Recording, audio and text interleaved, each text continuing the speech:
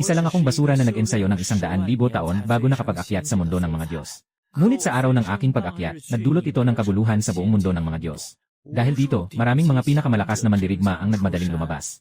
Kahit ang mga matatandang guro mula sa iba't ibang sekta ay personal na lumabas. Lahat ay para sa agarang pagtanggap sa akin na umakyat mula sa mababang mundo. Ito ay dahil noong una akong nagtagumpay sa pagdaig sa pagsubok upang makapag-akyat. Sinabihan ako ng sistemang nagbigay ng problema. Sinabi na kailangan pang mag-ensayo ng 100,000 taon bago makapag-akyat. Kaya sa loob ng 100,000 taon na ito, nakikita ko lang na unti-unting umaakyat ang aking mga disipulo. At nagtatagumpay sa mas mataas na mundo, naging mga malalakas na pinuno. Kahit ang aming bantay na aso, ay naging halimaw at umakyat bilang halimaw na hari. Pero ako, hindi pa rin maramdaman ang pagkakataon na umakyat. Sa kabutihang palad, pagkatapos ng 100,000 taon. Dahil sa sobrang lakas ng aking cultivation. Dahil dito, hindi na kayang dalhin ng mundong ito ang aking kapangyarihan. Kaya't halos napilitang akong makalipad pataas. Pero nung pagdating ko sa mundo ng mga Diyos, nagulat ako. Dahil sa nakikita kong paligid na sobrang karaniwan. Layo nitong inaasahan kong mundo ng mga Diyos. Baka hindi pa ako tunay na nakalipad pataas. Kaya't nagtanong ako sa isang middle-aged na lalaki sa tabi. Tatanungin ko lang, dito ba talaga ang mundo ng mga Diyos? Ngunit hindi sumagot ang kabilang panig sa tanong ko. Sa halip, sinabing tulungan ko siyang ilabas ang dalaga sa bahay nila. Nabigla ako. Kasi hanggang ngayon, hindi ko pa rin maintindihan kung nakalipad na ba ako o hindi pa. Pero nang tumingin ako pabalik, may nakita akong isang babae. Nakahiga siya sa tubig, nakataas ang mukha, parang nalulunod. Maingat kong tingnan, marami pa siyang sugat sa katawan. Kaya niyakap ko ang babae ng magaan. Alam kong nagmamadali ka. Pero huwag ka munang mag-alala. Ganito ang karaniwang nangyayari sa mga bagong akyat. Huwag kang magduda kung nagtagumpay ka sa pag-akyat. Dahil dito hindi ito ang langit, kundi ang espiritu na mundo. Yung pool ay ang pool ng espiritu. Pagkatapos makakyat ang akyat, minsan ay bigla na lang silang lilitaw sa isang pool ng pagbuo ng espiritu. Ang tubig sa pool ay maghuhubog sa inyong mga katawan. Hindi mo ba napansin na ang key sa loob mo ay naging espiritu na? Nang marinig ko ito, agad akong nag-check sa aking katawan. Grabe! Ang lakas ay mas malakas na hindi ko alam kung ilang beses kumpara sa dati. Tama ba, hindi ba sinabi na? Ang mga umakyat ay biglang lilitaw sa pool ng pagbuo ng espiritu. Paano nyo nalaman na ang iyong dalaga ay lilitaw sa pond na ito? Mahalaga ito. Dahil kung makakapag-focus tayo ng tama, bakit wala ni isang disipulo ko ang dumating? Mayroon kaming natatanging blood summoning teknike sa Donghua Star. Hindi ito matutunan ng mga tao mula sa ibang mga planeta. Either the way, galing ka sa ang bituin.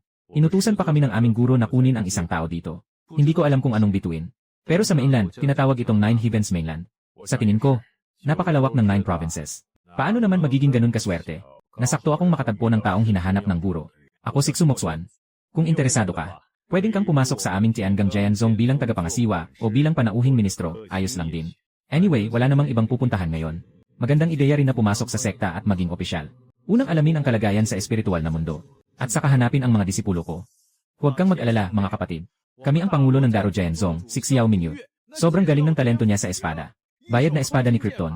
Pinapalo niya ang buong paligid na walang makapagsalita. Tiyak na isang super na sekta. Nang marinig ko to, kumabog ang puso ko. Xiao Mingyu, Kryptonite Sword Technique.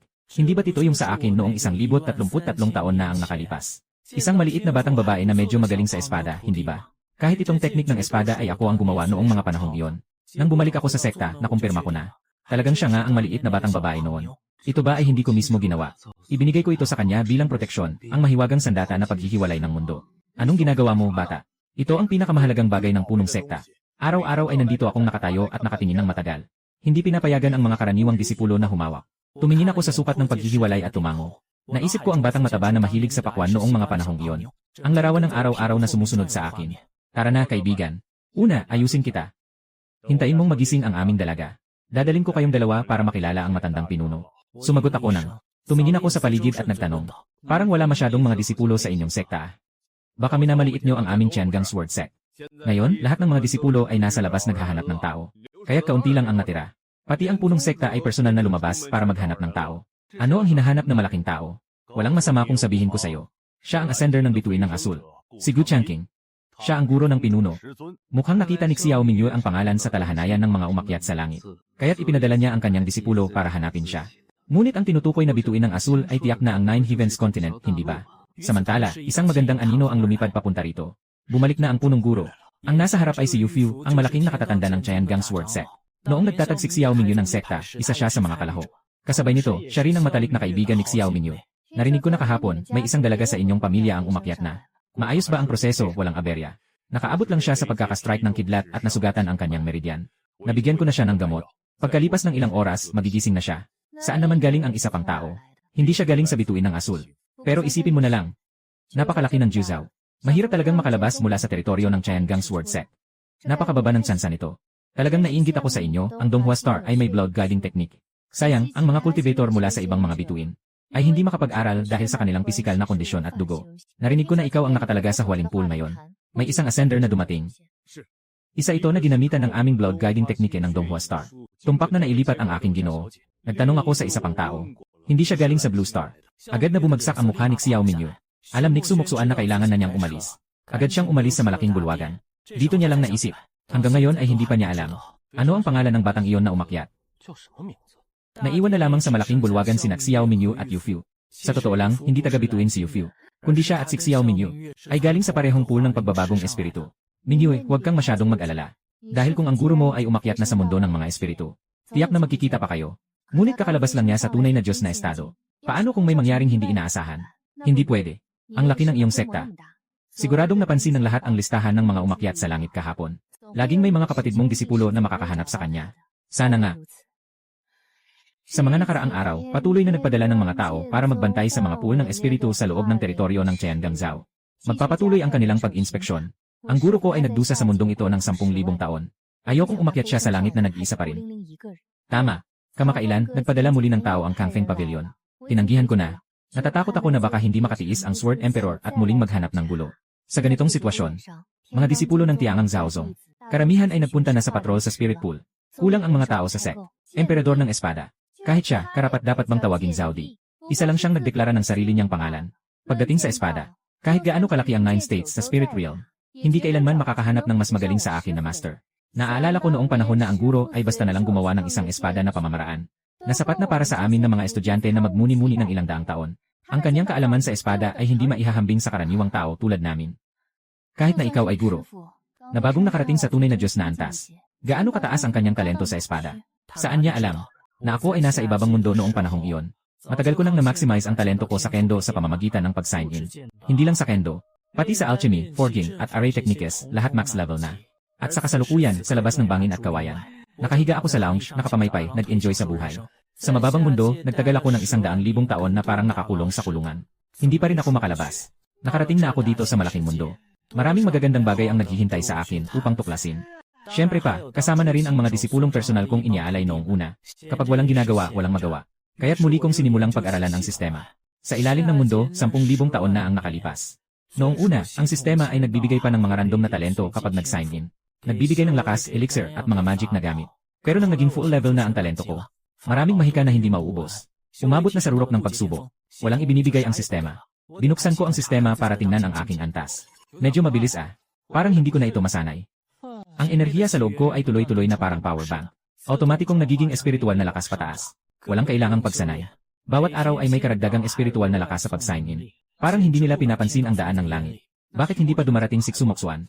Hindi ko alam kung bumalik na ba ang maliit na matabang si Minyu. Medyo hindi na ako makapagpigil. Lusot na lang ako sa arena. Dumaan ako sa harap ng sirang sukat ng hangganan. Sa ilalim ng mundo, isang napakalakas na sandata.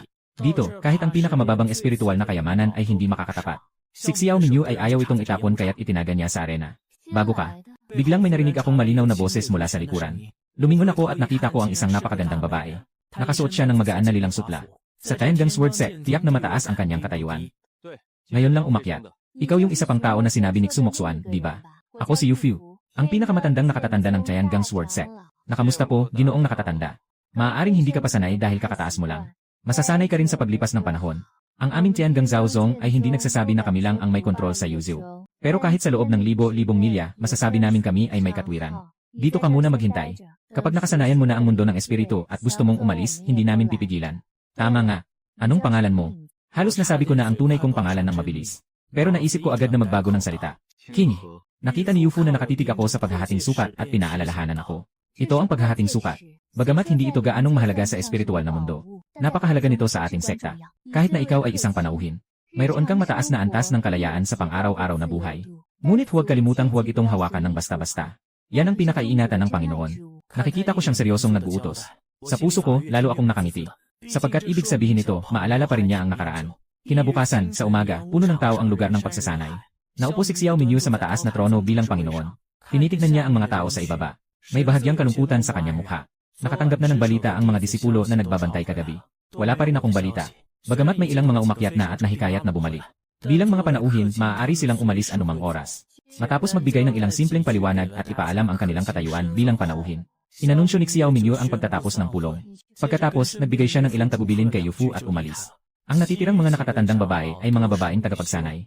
Nakita ang walang sigla na anyo ni Xiao Mingyu, na talagang nakakaawa sa puso. Pero wala tayong magagawa. Kahapon, sinuri na ang lahat. Walang balita ay walang balita.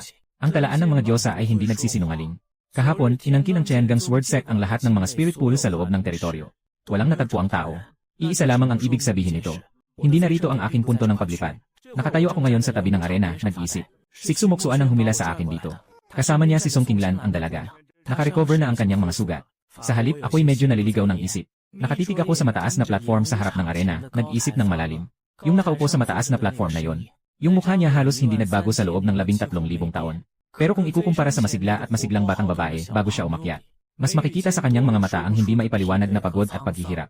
Naramdaman ko ang isang kirot sa puso ko. Naalala ko noong nasa mababang mundo pa kami. Si Xiao Mingyu, hindi siya marunong mag-alaga sa sarili niya. Pagkatapos niyang umakyat sa espiritual na mundo, nag-iisa niyang pinangasiwaan ang isang malaking sekta. Mukhang nakaranas ka ng maraming paghihirap. Nasa alaala ng nakaraan. Ngunit si Song Qinglan, nang makita akong hindi siya pinapansin, agad na nagalit at nagmaktol. Anong klaseng tingin yan? Tinutok mo ang tingin mo sa leader ng matagal. Parang malapit nang dumikit ang mga mata mo sa kanya. Iyan ang ating leader. Ang ganda mo naman tingnan. Akala ko pa naman ikaw ay isang matino. Agad kong tinakpan ng mata ko, nakakahiya. Hindi pa nga ako nakapagsasalita para magpaliwanag. Biglang narinig ang isang malakas na tawa mula sa langit. Hahahaha. Matagal na kitang hindi nakita, kaibigan. Walang galang. Narinig ang tawanan ni Xiao Mingyu. Tumingala siya sa langit. Ang espadang emperador na si Qin Moxiao. Ang pinuno ng Zhangfeng Pavilion. Isang lalaki na tinawag na espadang emperador 10,000 taon na ang nakalipas. Sa Li Mountain, 100 milya mula sa Tiangang Sword Sect. Itinatag ang Zhangfeng Pavilion. Sa katunayan, hindi maaaring hindi makialam ang Tiangang Sword Sect. Ngunit si Xiao Mingyu at ilang mga nakatatandang babae, sadyang hindi mahilig sa gulo, kaya't nagbubulag-bulagan na lamang sila. Ngunit hindi nila inasahan na mabilis na umunlad ang Kangfeng Pavilion. Dahan-dahang napansin ito ni Qin Moxiao. Ang sword technique ni Xiao Mingyu na may bayad. Hindi lang siya interesado sa sword technique, kundi pati na rin sa katawan niya. Anong dahilan para ipangalandakan ang pakikipag-alyansa sa mga tagapagsanay ng espada? Gusto nilang pagsamahin ang Zhangfeng Pavilion at Tiangang Sword Sect. Nakapangangatwiran ako sa narinig ko, ang kapal ng mukha. Ang desisyon ng aking maliit na disipulo kung mag-aasawa o hindi ay kanya lamang. Ngunit ayon kay Xumoksuan, halatang ayaw ni Xiao Mingyu. Itong Qin Moxiao ay parang pangkabit na hindi matanggal. Hindi mo siya maiiwasan. At may mukha pang tawaging sarili niyang espadang emperador. Ang kanyang asal na may katangkaran, malambot at mataba sa gitnang edad. Sino siya para maghangad? Talagang walang hiya, pero wala talagang magagawa sa kanya. Talagang hindi pangkaraniwan ang lakas ni Qin Moxiao. Ang mga disipulo ng Kangfeng Pavilion ay mahilig sa laban. Hindi basta-basta nakikialam ang Tiangang Sword Sect sa kanila. Tahimik akong tumango. Ito ay talagang estilo ni Xiao Mingyu. Hindi siya nag-isip para sa sarili niya. Kailangan niyang iwanan ang mga alagad ng 100. Talaga bang napakagaling ni Qin Moxiao? Siyempre. Ayon sa sabi, umabot na siya sa ikalimang antas ng mataas na Diyos. Mukhang nakakatakot ang antas ng mataas na Diyos, Pagkatapos ng tunay na Diyos, nandyan na ang mataas na Diyos. Pagkatapos kong marinig, akala ko ang galing-galing niya. Pagkatapos ng tunay na Diyos ay ang mataas na Diyos. Kagabi natulog ako, paggising ko. Nasa ikasyam na antas na ako ng tunay na Diyos. Malapit na akong maabot ang tuktok ng tunay na Diyos. Baka sa loob ng 2 araw. Diretso na akong aakyat sa antas ng Diyos. At si Xiao Mingyu naman, ano na ang antas niya ngayon? 10 langit ng mga Diyosa. Halos hindi ko na napigilan matapos kong marinig ito. Si Xiao Mingyu ay umakyat sa langit sa loob ng 13,000 taon. Ngayon lang siya umakyat sa 10 langit ng mga Diyosa. Kahapon ako ay umakyat. Ngayon ay halos nasa tuktok na ako ng tunay na Diyosa. Dito, si Qin Moxiao ay nakangiti. Lumapit upang makipagkaibigan. Mingyu, ang tagal na nating hindi nagkita. Kamusta ka na lately? Kilalang kilala ba kita? Si Xiao Mingyu ay tamad pang tumayo. Nag-rolling eyes at sumagot ng walang gana. Sa totoo lang, hindi natagpuan ni Xiao Mingyu ang guro. Nairita siya sa loob. Si Qin Moxiao ay napikon at kumunot ang labi. Pero ang kapal ng mukha ay talagang kapal ng mukha. Agad na palitan ng usapan. Walang anuman, walang anuman. Wala akong ibang intensyon sa pagpunta dito ngayon. Tayo'y may tuturing na magkaibigan. Gusto ko lang sanang makipagpalitan ng ideya at mag-enjoy. Gusto mo talagang makipaglaban sa akin? Akala mo ba natatakot ako sa'yo? Kahit na ang kanyang antas ay talagang hindi kasing taas ni Qin Moxiao. Ngunit hindi naman malayo ang agwat sa parehong antas. At saka mayroong ibinigay kong kryptonite na espada. Nasapat upang punan ang agwat ng antas. Kapag naglaban, hindi pa tiyak kung sino ang matatalo o mananalo. Hindi. Wala tayong dapat pagtalunan sa isa't isa. Itong mga kasama natin sa paligid. Lahat sila ay mga disipulo at panauhin ng aking Kangfeng Pavilion. Hayaan silang makipaglaro sa inyong mga tao. Sa oras na ito, interesado na rin ako sa tao sa paligid. Tinanong ko si Xumoksuan. Uy, kung laban sa espada, makakasali ba ako? Ikaw ay panauhin. May karapatan, ngunit hindi ito inirekomenda. Sinasabi ko sa'yo, huwag kang maghanap ng kamatayan. Pag akyat mo, tiyak na kapalit ay ulo. Nang marinig ko yon, napangiti ako at naisip. Pare, ang saya mo talaga. Sa lakas, talagang kulang pa ako ngayon. Pero kung sa espada, alam mo na, max level player ako. Dito, muling nagsalita si Qin Moxiao. Nagtatayo ako ng Zhangfeng Pavilion sa huli. Hindi kasing lalim ng inyong kaalaman. Ngunit may tiwala ako sa aking mga disipulo. Paano kung magpusta tayo ngayon? Anong pustahan? Paano ang pustahan? Tayo, mga matatandang tao, ay hindi sasali. Hayaan ang mga disipulo at mga bisita na makipagkumpetensya ng libre. Kung mananalo ang tao ko, ikaw ay magiging kasama ko. Ang Tiangang Sword Sect ay isasama sa aking Kangfeng Pavilion. Huwag mag-alala, hindi ko kayo pababayaan, mga disipulo. Sa hinaharap, doble ang ibabayad sa inyo. Malinaw na ang huling pahayag na ito ay para sa mga disipulo ng Tiangang Sword Sect. Kailangan kong aminin na medyo malupit ang hakbang na ito. Maraming tao sa Tiangang Sword Sect. Hindi lahat ay tapat sa sekta. Nakarinig ako na ang Kangfeng Pavilion ay handang magbigay ng doble sahod. Kapag umalis na si Qin Moxiao, maraming tao ang maaaring lumipat ng trabaho. Sa oras na yon, ang lakas ng Kangfeng Pavilion ay tiyak na lalakas. Kahit na manalo si Xiao Mingyu sa pustahan, mawawalan siya ng tiwala ng tao. Nakapikit siya at mahigpit na humahawak sa sandalan. Alam niyang nag-iisip si Qin Moxiao ng masama tungkol sa kanya. Ngunit hindi siya makaisip ng paraan upang makaalpas. Bago pa siya makapagsalita, biglang may isang matipuno na binata na lumabas mula sa tao. May hawak na mahabang espada na handang labanan. Bastos, ako ang guro ng Tiangang Sword Sect. Hindi ko papayagang magpakita ka ng ganyang kayabangan at pang-aasar. Walang takot sa laban. Huwag maging padalos-dalos. Natakot si Yufu at pumuti ang kanyang mukha. Itong walang takot sa laban ay kanyang sariling disipulo. Talaga namang may talento at nakakaintindi ng diwa ng espada. 3 taon na ang nakalipas, pumasok na siya sa tunay na Diyos. Ngunit sa huli, isa lamang siyang batang walang karanasan. Hindi pa nakakaranas ng matinding laban. Nang siya ay biglang tumakbo palabas. Hindi ba't parang siya na ang kumakatawan sa sekta sa laban? Nakatayo ako sa gitna ng tao at tiningnan ang eksenang ito, nanginginig ang ulo ko. Sa isip ko, nagmumura ako. Talagang napakalaki ng ulo ng batang ito at makapal ang leeg. Isang tipikal na matapang pero walang talino, ginagamit ng iba. At sa kabila ng lahat, si Zhan Wuji ay puno ng sigla at hindi lumilingon. Master, huwag mag-alala. Hindi mahina ang Tiantian Sword Sect sa kanyang tanggulan. Pagkatapos niyang magsalita, siya ay humakbang. Agad na umusbong ang napakaraming asul-dilaw na espada sa paligid. Ang hangin ng espada ay dahan-dahang umusbong. Sa kabila, sa likod ni Qin Moxiao, may isang binatang nakasuot ng damit na nakangiti. At may estilo na sumampa sa entablado. Matagal nang narinig ang tungkol sa Tiantian Sword Sect. May isang henyo sa ilalim ng Elder Yu Fu na nakakaunawa ng Tiangang Zaoyi sa panahon ng pagdadaanan. Ngayon ay tamang pagkakataon upang makita ito. Si Qin Yichen mula sa Kangfeng Pavilion ay narito upang matuto. Pagkatapos sabihin ito, hindi na nagbigay ng pagkakataon para tumanggi. Diretso siyang naglabas ng espada at nakipaglaban kay Zhan Wuji. Si Qin Yichen ay anak ni Qin Moxiao. Ayon sa sabi-sabi, siya ay nakakaunawa ng geni ng Jaihuo sa loob ng 300 taon. 400 taon ng pagsubok at pag-akyat. Walang anuman sa 800 taon ng tunay na Diyos sa 5 antas. Sa loob ng 1,000 taon, umabot sa 8 antas ng tunay na Diyos. Talagang isang halimaw. Malakas ang diwa ng espada. Hindi matatalo ang diwa ng espada ni Zhan Wuji. Nagsimula nang manginig si Zhan Wuji sa loob ng arena. Ang hangin sa paligid ay nagulo at ganap na wala sa kontrol. Tumingin muli si Qin Yichen na relaxed ang ekspresyon. Nakangisi pa rin ang labi niya. Sa ibabaw ng 9 na langit, mas lalo pang naging kampante si Qin Moxiao na nakangiti. Mahigpit na nakakapit si Xiao Mingyu sa armrest ng upuan. Nanginginig ang mga daliri niya. Dahan-dahang bumuntong hininga siya. Tapos na si Zhan Wuji. Sa susunod na segundo, biglang sumuka si Zhan Wuji ng dugo. Ang lahat ng espada na nasa paligid ay biglang naglaho. Nakatumba ang buong katawan sa lupa. Inalis ni Qin Yichen ang espada. Salamat. Ang dalawang salitang ito ay tila magaan. Ngunit parang tinaga sa puso ni Zhan Wuji. Biglang tumakbo si Yufu at tinulungan ang kanyang disipulo. Nang humawak siya, agad na nagbago ang kulay ng kanyang mukha. Nabiyak ang mga meridian sa loob ni Sigan Ele. Nagulo ang dantian na parang lugaw. Sobrang agresibo talaga si Qin Yichen sa pag-atake. Pero kahit na siya ay mayabang, totoong may kakayahan siyang magyabang. Sa kasalukuyan niyang kalagayan at edad, bihira ang kanyang pag-unawa sa sword intent. Kaya hindi na nakapagtataka na si Qin Moxiao ay may lakas ng loob na maghamon. Sa labas, humina si Xu Moxuan. Masyadong impulsive si Zhan Wuji. Ngayon, napahiya ng sobra ang Tiangang Sword Sect. Hindi mapakali si Song Qinglan, nakasimangot at nagtatanong. Talaga bang sobrang kakaiba ang broken sword technique? Sa dami ng ating mga disciples, wala bang makapigil sa kanya? Hindi naman talaga. Pero, kakaunti lang talaga ang mga disciples na nasa true immortal realm sa loob ng pinto. Ang espada ni Zhan Wuji ay maaaring nasa top 3. Pero talo siya ng ganito kadismal. Kahit sino pang sumubok, tiyak na talo rin. Huwag nang umasa sa mga bisitang ito. Nandyan lang sila para magpalipas ng oras. Pwede silang manood, pero huwag asahang makikipaglaban. Sa entablado, patuloy na nang-aasar si Qin Yichen. Walang sinumang matapang na pumasok na. Ganun lang naman ang lakas ni Zolai ni CNA. Siguro kayo na ngayon. Representante ba kayo ng mga disipulo ng Tingjin Zhenye?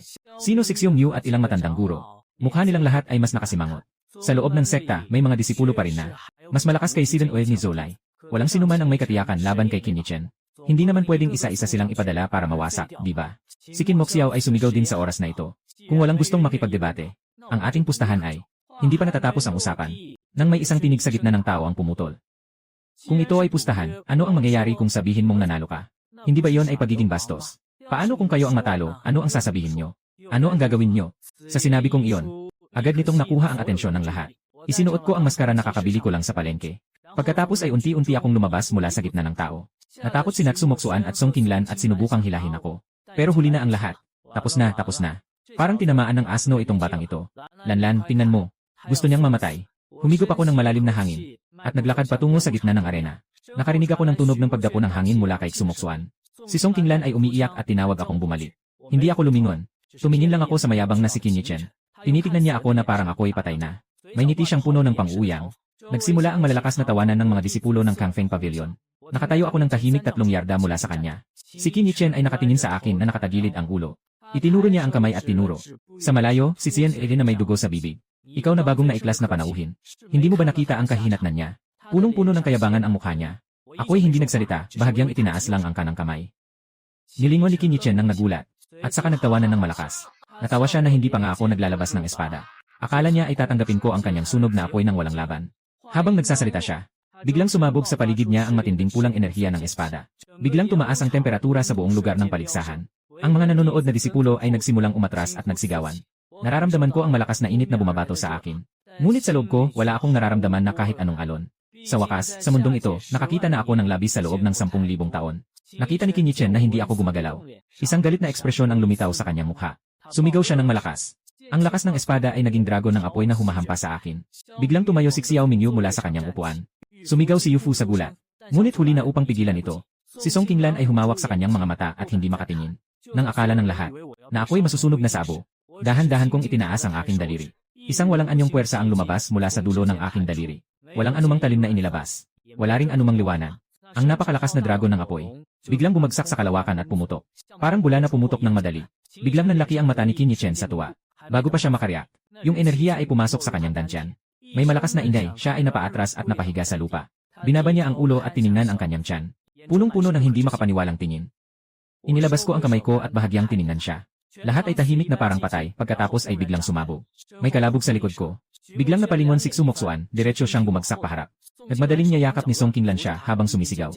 Sa mataas na platform, tinitigan ako ni Xiao Mingyu ng malabo ang mata. Matigas niyang pinagmamasdan ang aking likuran. Bahagyang nanginginig ang labi niya. Ang pamilyar na silweta ay parang tao mula sa malalim na alaala. Ngunit hindi siya makapagpakatotoo at hindi makapaniwala. Si Qin Moxiao ay bumaba sa tabi ni Qin Yichen. Hinawakan niya ang mukha at agad na nagbago ang kanyang anyo. Nang tumingin siya sa akin, ang kanyang mga mata ay puno ng galit. Na tila naging materyal. Siya ay nagangalit, bawat salita ay binigkas ng mabagal. Magtangkang saktan mo ang aking anak. Pabayaran kita ng buhay. Tumingin ako sa kanya na may kalmadong anyo. Bigla siyang sumulong ng isang hakbang. Ang presensya ng 5 antas ng mga Diyos ay bumuhos. Ang buong sahig ng arena ay nanginginig. Maraming mga disipulo ang napilitang lumuhod. Si Xiao Mingyu ay biglang lumitaw sa aking harapan. Inusisa niya si Qin Moxiao. Anong balak mong gawin? Tapos na ang usapan tungkol sa daan, hindi kasing galing ng anak niya. Kaya walang katakataka. Hindi siya tiningnan ni Qin Moxiao, nakatitig lang siya sa akin. Lumabas ako mula sa likod ni Xiao Mingyu. At sabay kaming tumayo. Hindi magaling ang anak mo. Pwede kang pumunta mismo. Lahat ay huminga ng malalim. Si Xiao Mingyu ay mabilis na humawak sa aking pulso at pabulong na pinayuhan ako. Natatakot siyang baka ako'y baliw. Sa huli, nasa ika-5 antas siya ng Diyos. Tumitig ako sa kanyang pamilyar na mukha. Naalala ko ang maliit na chubby na batang babae noong 13,000 taon na ang nakalipas. Sa puso ko, tanging 2 salita lang ang nasabi. Huwag kang mag-alala.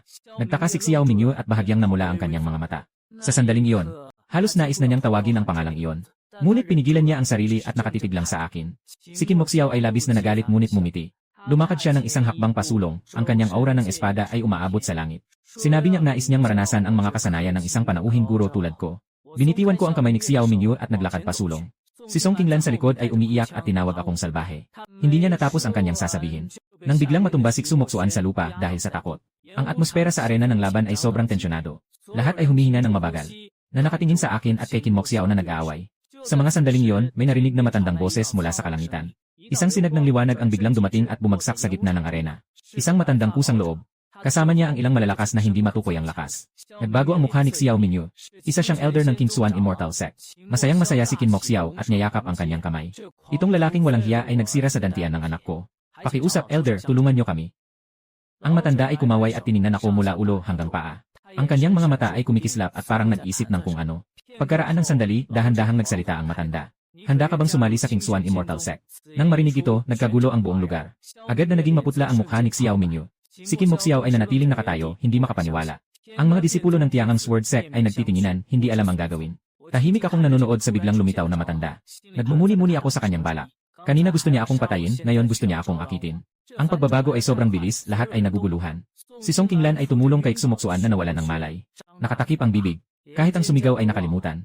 Sa itaas ng entablado, si Yu Fu ay may komplikadong tingin sa akin. Mukhang nagsimula siyang muling suriin.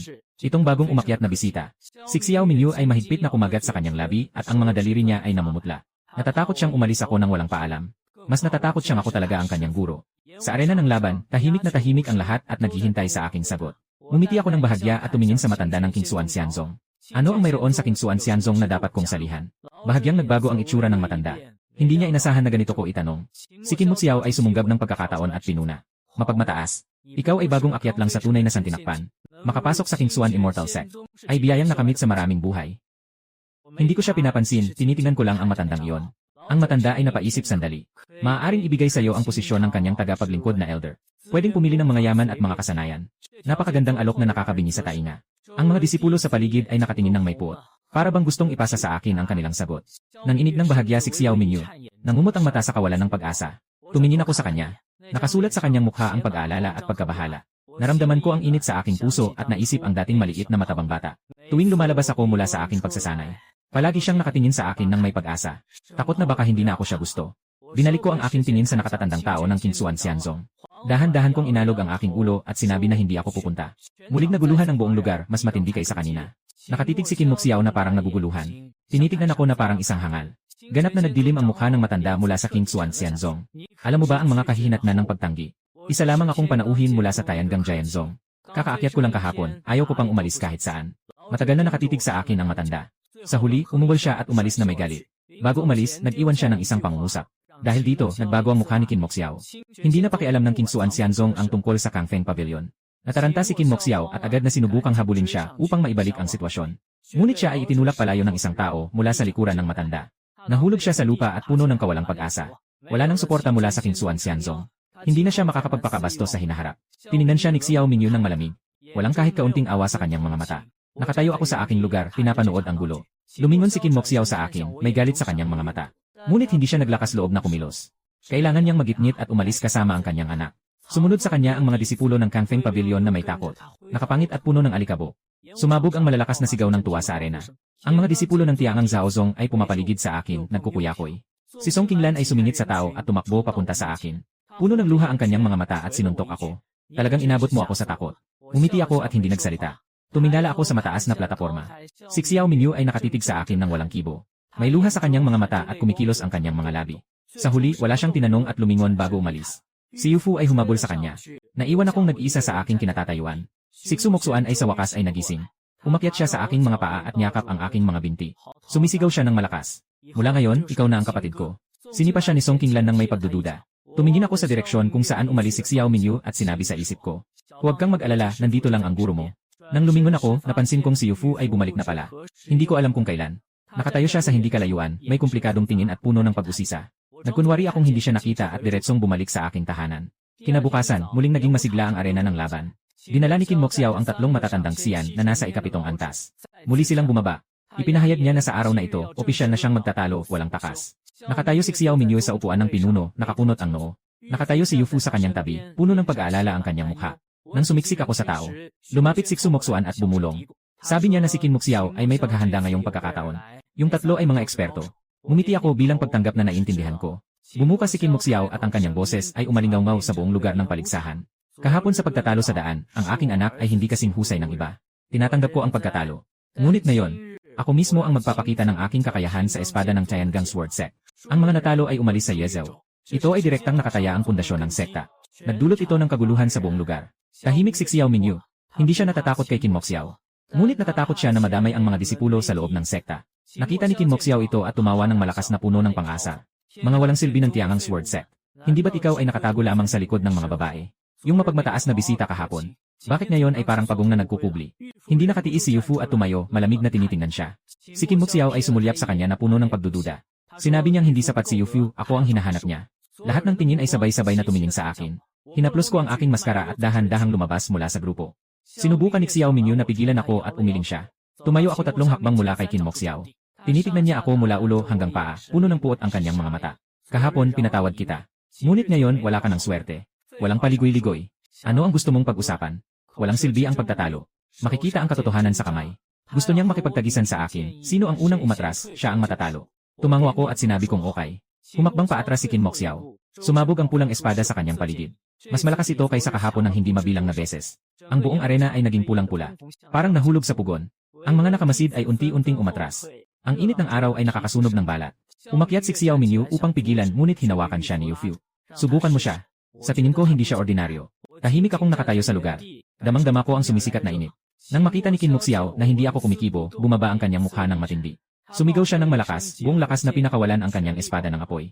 Ang pulang espada na enerhiya ay naging isang napakalakas na dagat ng apoy. Papunta sa akin, parang bumabagsak na bundok. Sa daan nito, ang lupa ay pumutok, ang hangin ay kumikirot.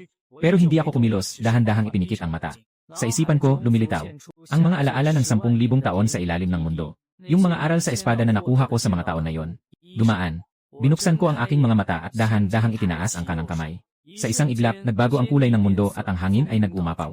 Ang dating maliwanag na kalangitan ay biglang naging madilim. Malalakas na hangin ang humagupit, ang mga ulap ay nag-umapaw na parang katapusan ng mundo. Ang dagat ng apoy ni Qin Moxiao ay pinipiga, tila malapit ng bumagsak at nagkakawatak-watak. Nakatitig siya ng malaki ang mga mata, puno ng hindi makapaniwala. Dahil sa aking hintuturo, isang banayad na pagpitik ang naganap sa walang laman na espasyo. Biglang lumitaw ang napakaraming gintong liwanag ng espada sa likuran. Siksik at napakalawak, tinakpan nito ang kalahating bahagi ng langit. Bawat liwanag ng espada ay naglalabas ng nakakatakot na diwa ng espada. 10,000 espada nagbabalik sa pinagmulan. May isang tao ang sumigaw ng malakas.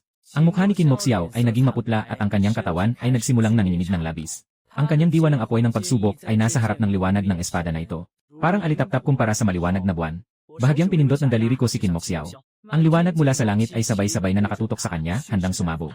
Nakaluhod siya sa lupa, labis na nahihirapan. Ang pulang espada sa paligid ay biglang bumagsak at naglaho.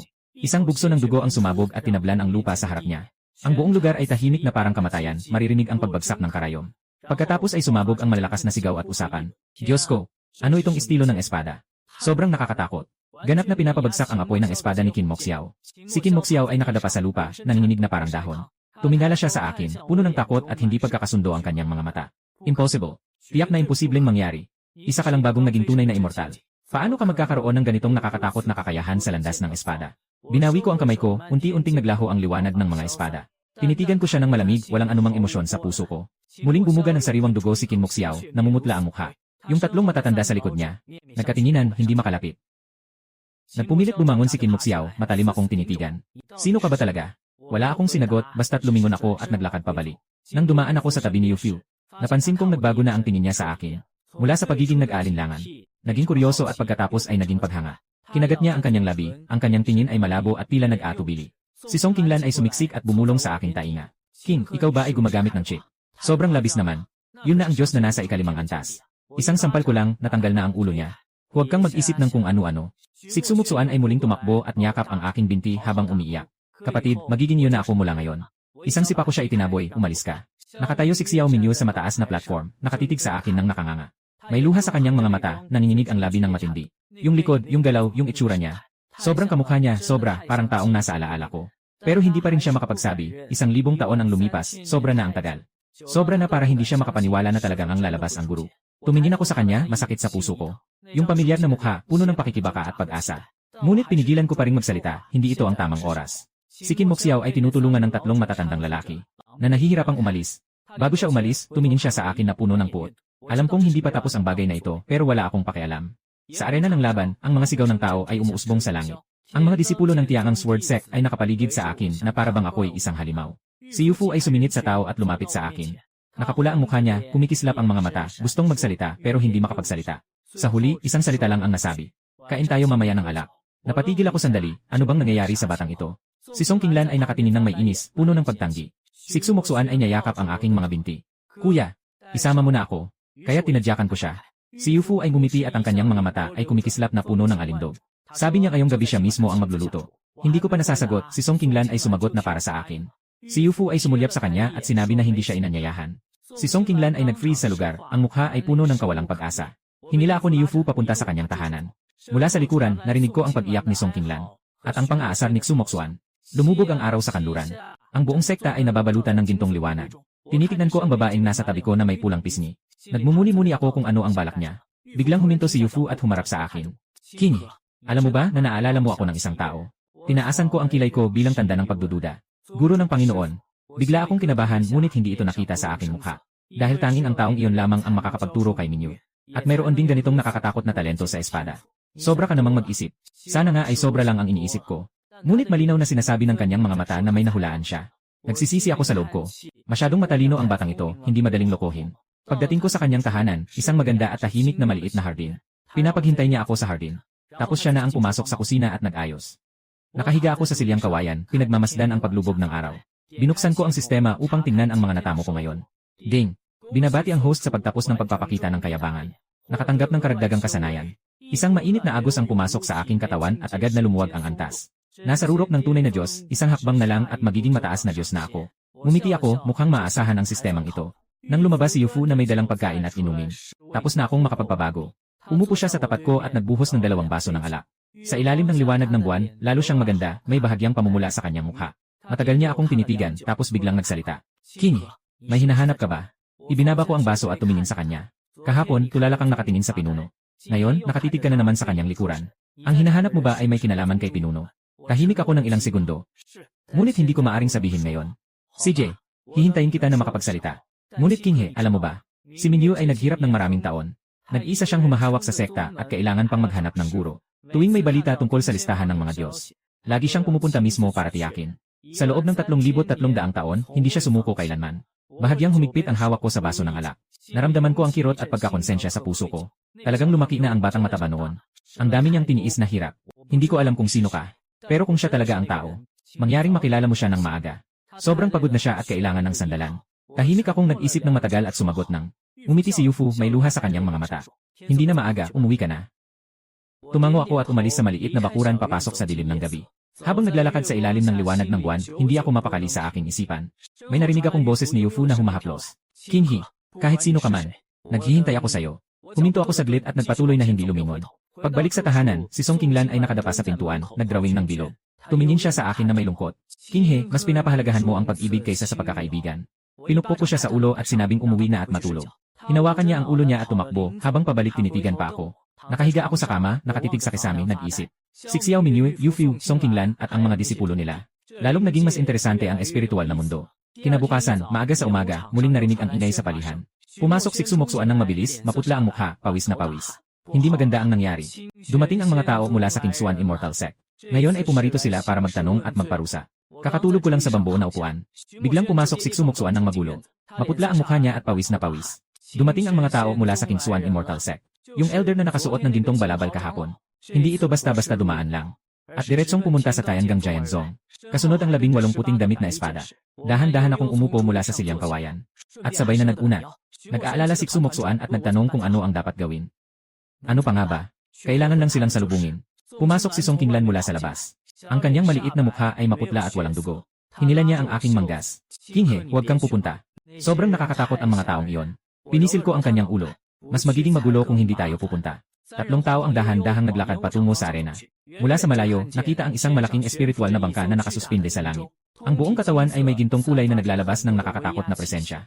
Sa baw ng barko, may isang matandang lalaki na nakasuot ng gintong balabal na nakatayo na may kamay sa likod na may nakapanghihilakbot na aura. Sa likuran niya, 18 mga mandirigma na nakasuot ng puting damit ang maayos na nakapila na walang emosyon. Ang pinakamababang antas sa kanila ay nasa tuktok ng katayuan ng tunay na Diyos. Sa arena, ang mga disipulo ng Tiangang Sword Sect ay tahimik na parang mga pipit. Sa mataas na plataporma, si Xiao Minyu ay may kulay ng mukha na parang bakal. Ang mga daliri ay nakapulupot ng mahigpit. Si Yufu ay nakatayo sa tabi niya. Ang kamay niya ay nakapatong sa talim ng espada, handang kumilos anumang oras. Ilang matandang babae ang nakapaligid, handang-handa. Ang boses ng matandang lalaki na nakabihis ng ginto ay umuugong na parang kulog sa buong lugar. Nagsimula siyang magsalita na may matinding banta, walang anumang puwang para sa pag-aatubili. Lumapit si Xiao Minyu at matigas na nakipagtalo, hindi nagpatinan. Umungol ang matandang lalaki na nakabihis ng ginto at hindi siya pinansin. Itinaas niya ang kamay at nagutos, sabay-sabay na naglabas ng espada ang 18 gwardiya sa likod niya. Ang liwanag ng mga espada ay umabot sa langit, agad na nagbigay liwanag sa kalahating bahagi ng kalangitan. Natakot ang mga disipulo at umatras. Nagkagulo sa arena ng laban. Habang kumakagat ako sa mansanas, dahan-dahan akong sumisiksik sa tao papasok. Halos napaluhod si Xumoksuan sa kahinaan ng mga binti. Hinatak ko siya sa kwelyo para makatayo. Si Song Qinglan may maputlang mukha pero pinipilit pa ring sumunod sa likod. Pagdating sa gitna ng arena, tumingin ako pataas sa matandang nakasuot ng gintong balabal. Tumingin siya sa akin na puno ng paghamak at pang-uyang. Tumingin siya sa akin mula ulo hanggang paa na may pang-aalipusta sa kanyang ngiti. Agad niyang sinabi na dapat kong isakripisyo ang aking kakayahan at sumama sa kanya para magdusa. Sinabi pa niyang kung hindi ko siya susundin, wawasakin niya ang buong Tiangang Sword Sect. Biglang tumakbo si Xiao Mingyu at humarang sa aking harapan. Matatag siyang tumayo, hindi natatakot sa nakakatakot na presensya sa harap. Tumayo rin si Yu Fu, may hawak na espada at humarang sa aking kabilang panig. Ilang matandang babae sa likuran ay nagpunta at naghanay. Ngumiti ang matandang lalaki na nakasuot ng gintong balabal. Isang nakakatakot na presyon ang bumagsak mula sa langit at humahampas. Naging maputla ang mukha ni Xiao Mingyu at ng iba pa, ang kanilang mga katawan ay nanginginig. Ang mga disipulo ay pinindot sa lupa at hindi makagalaw. Nararamdaman ko rin ang bigat sa aking katawan. Ngunit ganun lang iyon. Ang espiritual na lakas sa aking katawan ay otomatikong umikot at madaling na-offset ang presyon. Pinatpat ko ang balikat ni Xiao Mingyu bilang senyales na umatras siya. Nang tumingin siya sa akin, ang kanyang mga mata ay namumula at may luha. Ngunit nakagat lang siya ng labi at umiling, ayaw umatras. Ikaw ang punong guro, ako ang bisita. Ang bisita ay para sa mga responsibilidad. Huwag mo akong agawin. Nagtaka siya, ang luha ay umiikot sa kanyang mga mata. Lumampas ako sa kanya at naglakad papunta sa harap, itinaas ang ulo at tumingin sa matandang lalaki na nakasuot ng gintong balabal. Ang mukha ng matandang lalaki ay naging seryoso at may pumatak na puot sa kanyang mga mata. Ang nakakatakot na presyon ay bumuhos sa akin ng nag-isa. Si Xiao Mingyu ay napasigaw at gustong tumakbo para iligtas ako. Si Yu Fu ay mahigpit na humawak sa kanya at umiling bilang senyales. Nakatayo ako sa aking pwesto, hindi gumagalaw at kahit na may kaunting ngiti. Ang pressure na ito ay hindi kasing lakas ng pagsabog ng utot ng malaking aso sa ilalim ng lupa. Sa loob ng 10,000 taon sa ilalim ng lupa, anong malalakas na hangin at alon ang hindi ko nakita?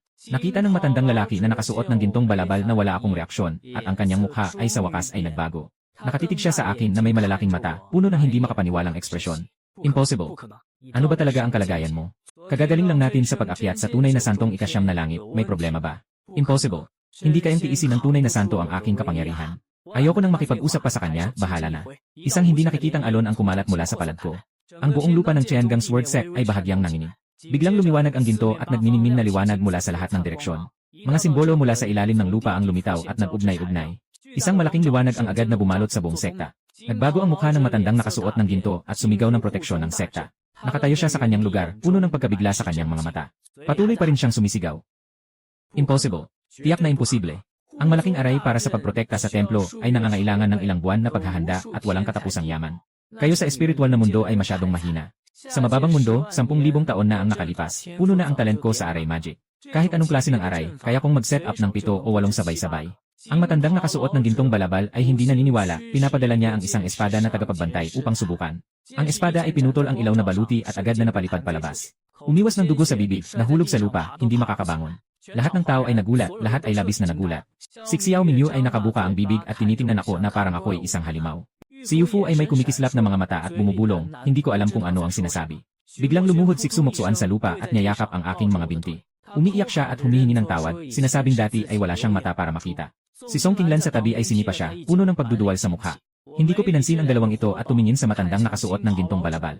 Ang mukha ng matanda ay kulay asul. Nakatiklop ang mga labi, hindi makapaglabas ng kahit isang salita. 18 espada ang nakapaligid sa kanya, nagmamasid ng mabuti sa akin. Ganito na lang, umalis kayo. Hindi ko na ito usisain. Pero sabihin niyo sa inyong pinuno ang isang bagay. Ang Tiangang Sword Sect ay protektado ko na. Sinumang humawak ay mamamatay. Ang matandang nakasuot ng gintong balabal ay matagal na nakatitig sa akin. Sa wakas, kumagat siya sa kanyang dila at nagbikas ng salitang umalis bago lumingon at umalis. Ang espiritu ng bangka ay nag-ikot at mabilis na lumipad patungo sa abot tanaw. Ang langit sa labas ng liwanag ay muling naging maliwanag. Sa arena, umusbong ang malalakas na sigaw ng kasiyahan. Ang mga disipulo ay nakapaligid sa akin, sabik na nagtatanong. Maghiwa-hiwalay na kayo. Gawin niyo na ang dapat gawin. Si Xiao Mingyu ay nakatayo sa kanyang lugar, nakatitig sa akin na parang nawala sa sarili. May luha sa kanyang mga mata at ang kanyang mga labi ay nanginginig ng labis. Hindi pa siya nakakapagsalita. Lumapit si Yu Fu sa kanya at bumulong sa kanyang taina. Tumango si Xiao Mingyu at umalis sa arena. Ang kanyang likod ay mukhang nag-iisa at mahina, nakakabagabag. Sumakit ang puso ko at gusto ko siyang habulin pero pinigilan ko ang sarili ko. Hindi pa ito ang tamang oras, hintayin mo pa. Si Sumoksoan ay nakahawak sa aking binti at umiiyak ng malakas. Umiiyak siya at humihiling na maging disipulo, handa siyang gawin ang lahat. Ikinairita ni Song Qinglan at napailing siya habang pinapanood ang eksenang ito. Biglang may malamig na tinig na umalingaw mula sa kalangitan. Boses iyon ng matandang nakadamit ng gintong balabal, umaalingaw sa buong paligid. Sino ka ba talaga? Sabihin mo ang pangalan mo. Tumingala ako sa langit, ngumiti at hindi sumagot. Napakislot si Sumoksoan. Kuya, hindi pa rin siya sumusuko. Si Song Qinglan ay lumapit at mahina ang boses na nagtatanong. King, sino talaga ikaw? Ako ang kuya mo, huwag mag-isip ng masama. Huwag ka nang mag-alala. Hindi ganoon kagaling ang kuya ko. Tumingin sa direksyon kung saan umalis si Xiao Mingyu. Silently said, "Little fat girl, do not worry, wait a little longer. Master is right beside you, no one can bully you. This Kingsuan immortal sect is nothing. There are even more powerful ones later. But it does not matter, one comes, one fights. Two come, two fight, e-pair. 10,000 years in the lower realm have been stifling, perfect for stretching the muscles and bones. Tonight, I slept especially soundly. In Hula dreams, it is all that little fat girl from the lower realm circling around me." Ginising ako ng maaga kinabukasan dahil sa sigaw ni Song Qinglan. Pumasok siya ng mabilis na nakaturo sa langit, sabing tingnan ko agad. Nagkuskus ako ng mata at pumunta sa bakuran, tumingin pataas. Ang listahan ng mga nakakatandang Diyos sa langit ay kumikislap ng gintong liwanag. Nakasulat ang pangalan ko ng malinaw. Gu Changqing. Kontinente ng Juxiao. Nakalagay sa likod ang tuktok ng tunay na Diyos. At may pataas na araw. Tumingin si Song Qinglan sa akin ng matagal, kakaibang tingin. Napatango ako, sabi ko, pareho ang pangalan at apelyido, ang swerte naman. Nakangiti siyang tinitignan ako, puno ng duda. Pero hindi na niya ako tinanong pa, lumingon at biglang tumakbo palabas. Sa labas, gulo na gulo na. Lahat ng mga disipulo ng Tiangang Sword Sect nakataas ang ulo. Tumuturo at nag-uusap-usap tungkol sa Dengxian List. May nagsigawan na umaakyat hanggang sa tuktok ng tunay na santuwaryo. May nagsabing ito ay tiyak na reinkarnasyon ng isang engkanto. Ako'y nakahiga sa bambang na upuan, kumakain ng mansanas, nanonood lang ng kasiyahan. Si Xumoksuan ay pumasok mula sa labas, pulang-pula ang mukha. "Kuya, nakita mo ba si Gu Changqing?" "Nakita ko." "Anong nangyari?" Ang oras ay mabilis na umakyat mula sa tunay na immortal na ika-6 na antas hanggang sa ruro. Ang espesyal na tao na ito ay sobrang kakaiba, parang isang demonyo. Ngumiti ako at hindi sumagot, ipinagpatuloy ko lang ang pagkain ng mansanas. Sa oras na yon, may narinig akong mga tunog na parang pagputok sa kalangitan. May mga liwanag na parang mga sinag na dumaan sa langit, diretsyo sa akin. Huminto sa labas ng puk ng sekta at nagpakita ng kanilang mga anyo. Mga espiya at mensahero mula sa iba't ibang puwersa. May ilan na nakasuot ng uniforme ng Kingsuan Immortal Sect, may matinding aura. May ilan na nagmula sa ibang sekta, magaganda ang kanilang kakayahan. May ilan din mga nag-iisang malakas na tao na nakatayo sa ulap, nakatingin ng mabagsik. Namula ang mukha ni Xumoksuan. Tapos na. Nadiskubre. Ano ang nadiskubre? Hindi naman ako nagkasala. Pinawalang sala si Qin Yichen. Nagalit tayo sa mukha ng Kingsuan Immortal Sect. Ngayon sa Tiansen ranking, kitang-kita na tumaas ng sobra ang iyong lakas. Siguradong naisip nila na may problema ka. Tumango ako at nagsabing may punto sila. Pagkatapos, ipinagpatuloy ko lang ang paghiga ng walang halong kaba. Habang nagsasalita, may narinig kaming balita sa labas. Muling nagpadala ang Kingsuan Immortal Sect, isang elder na may pangalang Suan. Mas mataas ang ranggo kaysa sa nakaraang matandang nakasuot ng gintong balabal. Tumayo ako at nag-unat habang papalabas. Puno na ng tao ang arena. Isang matandang lalaki na nakasuot ng kulay abong balabal ang nakabitin sa himpapawid, may mukhang tuyot. Ang kanyang presensya ay higit na mas malakas ng 10 beses kumpara sa kahapon. May 20 mandirigma na nakasuot ng purpurang damit na sumusunod sa kanya, puno ng puot. Nakatayo si Xiao Mingyu sa mataas na plataporma, may seryosong mukha. Si Yufu ay nakadikit sa kanya, nakahawak sa talim ng espada. Ilang mga babaeng matatanda ang nakapaligid sa kanila, handang-handa sa laban.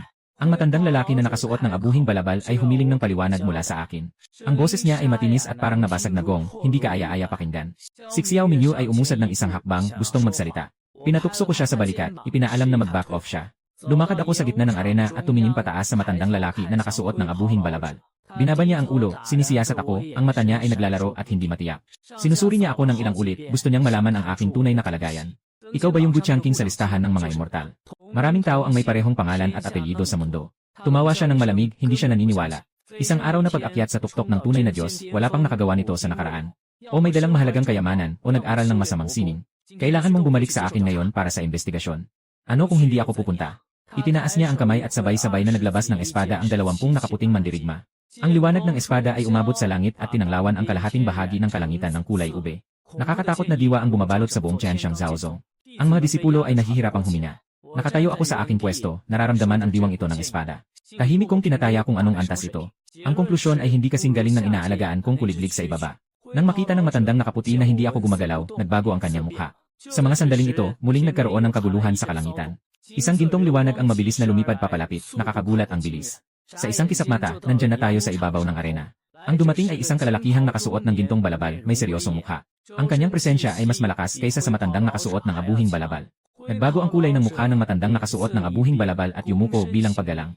Sinabi niyang nakilala ang nakatatandang tagapagpatupad ng Kingsuan Xianzong. Ipinagpag ng kalalakihan sa gintong balabal ang kanyang kamay at tumingin sa akin. Matapos akong suriin ng ilang sandali, kumislap ang kanyang mga mata.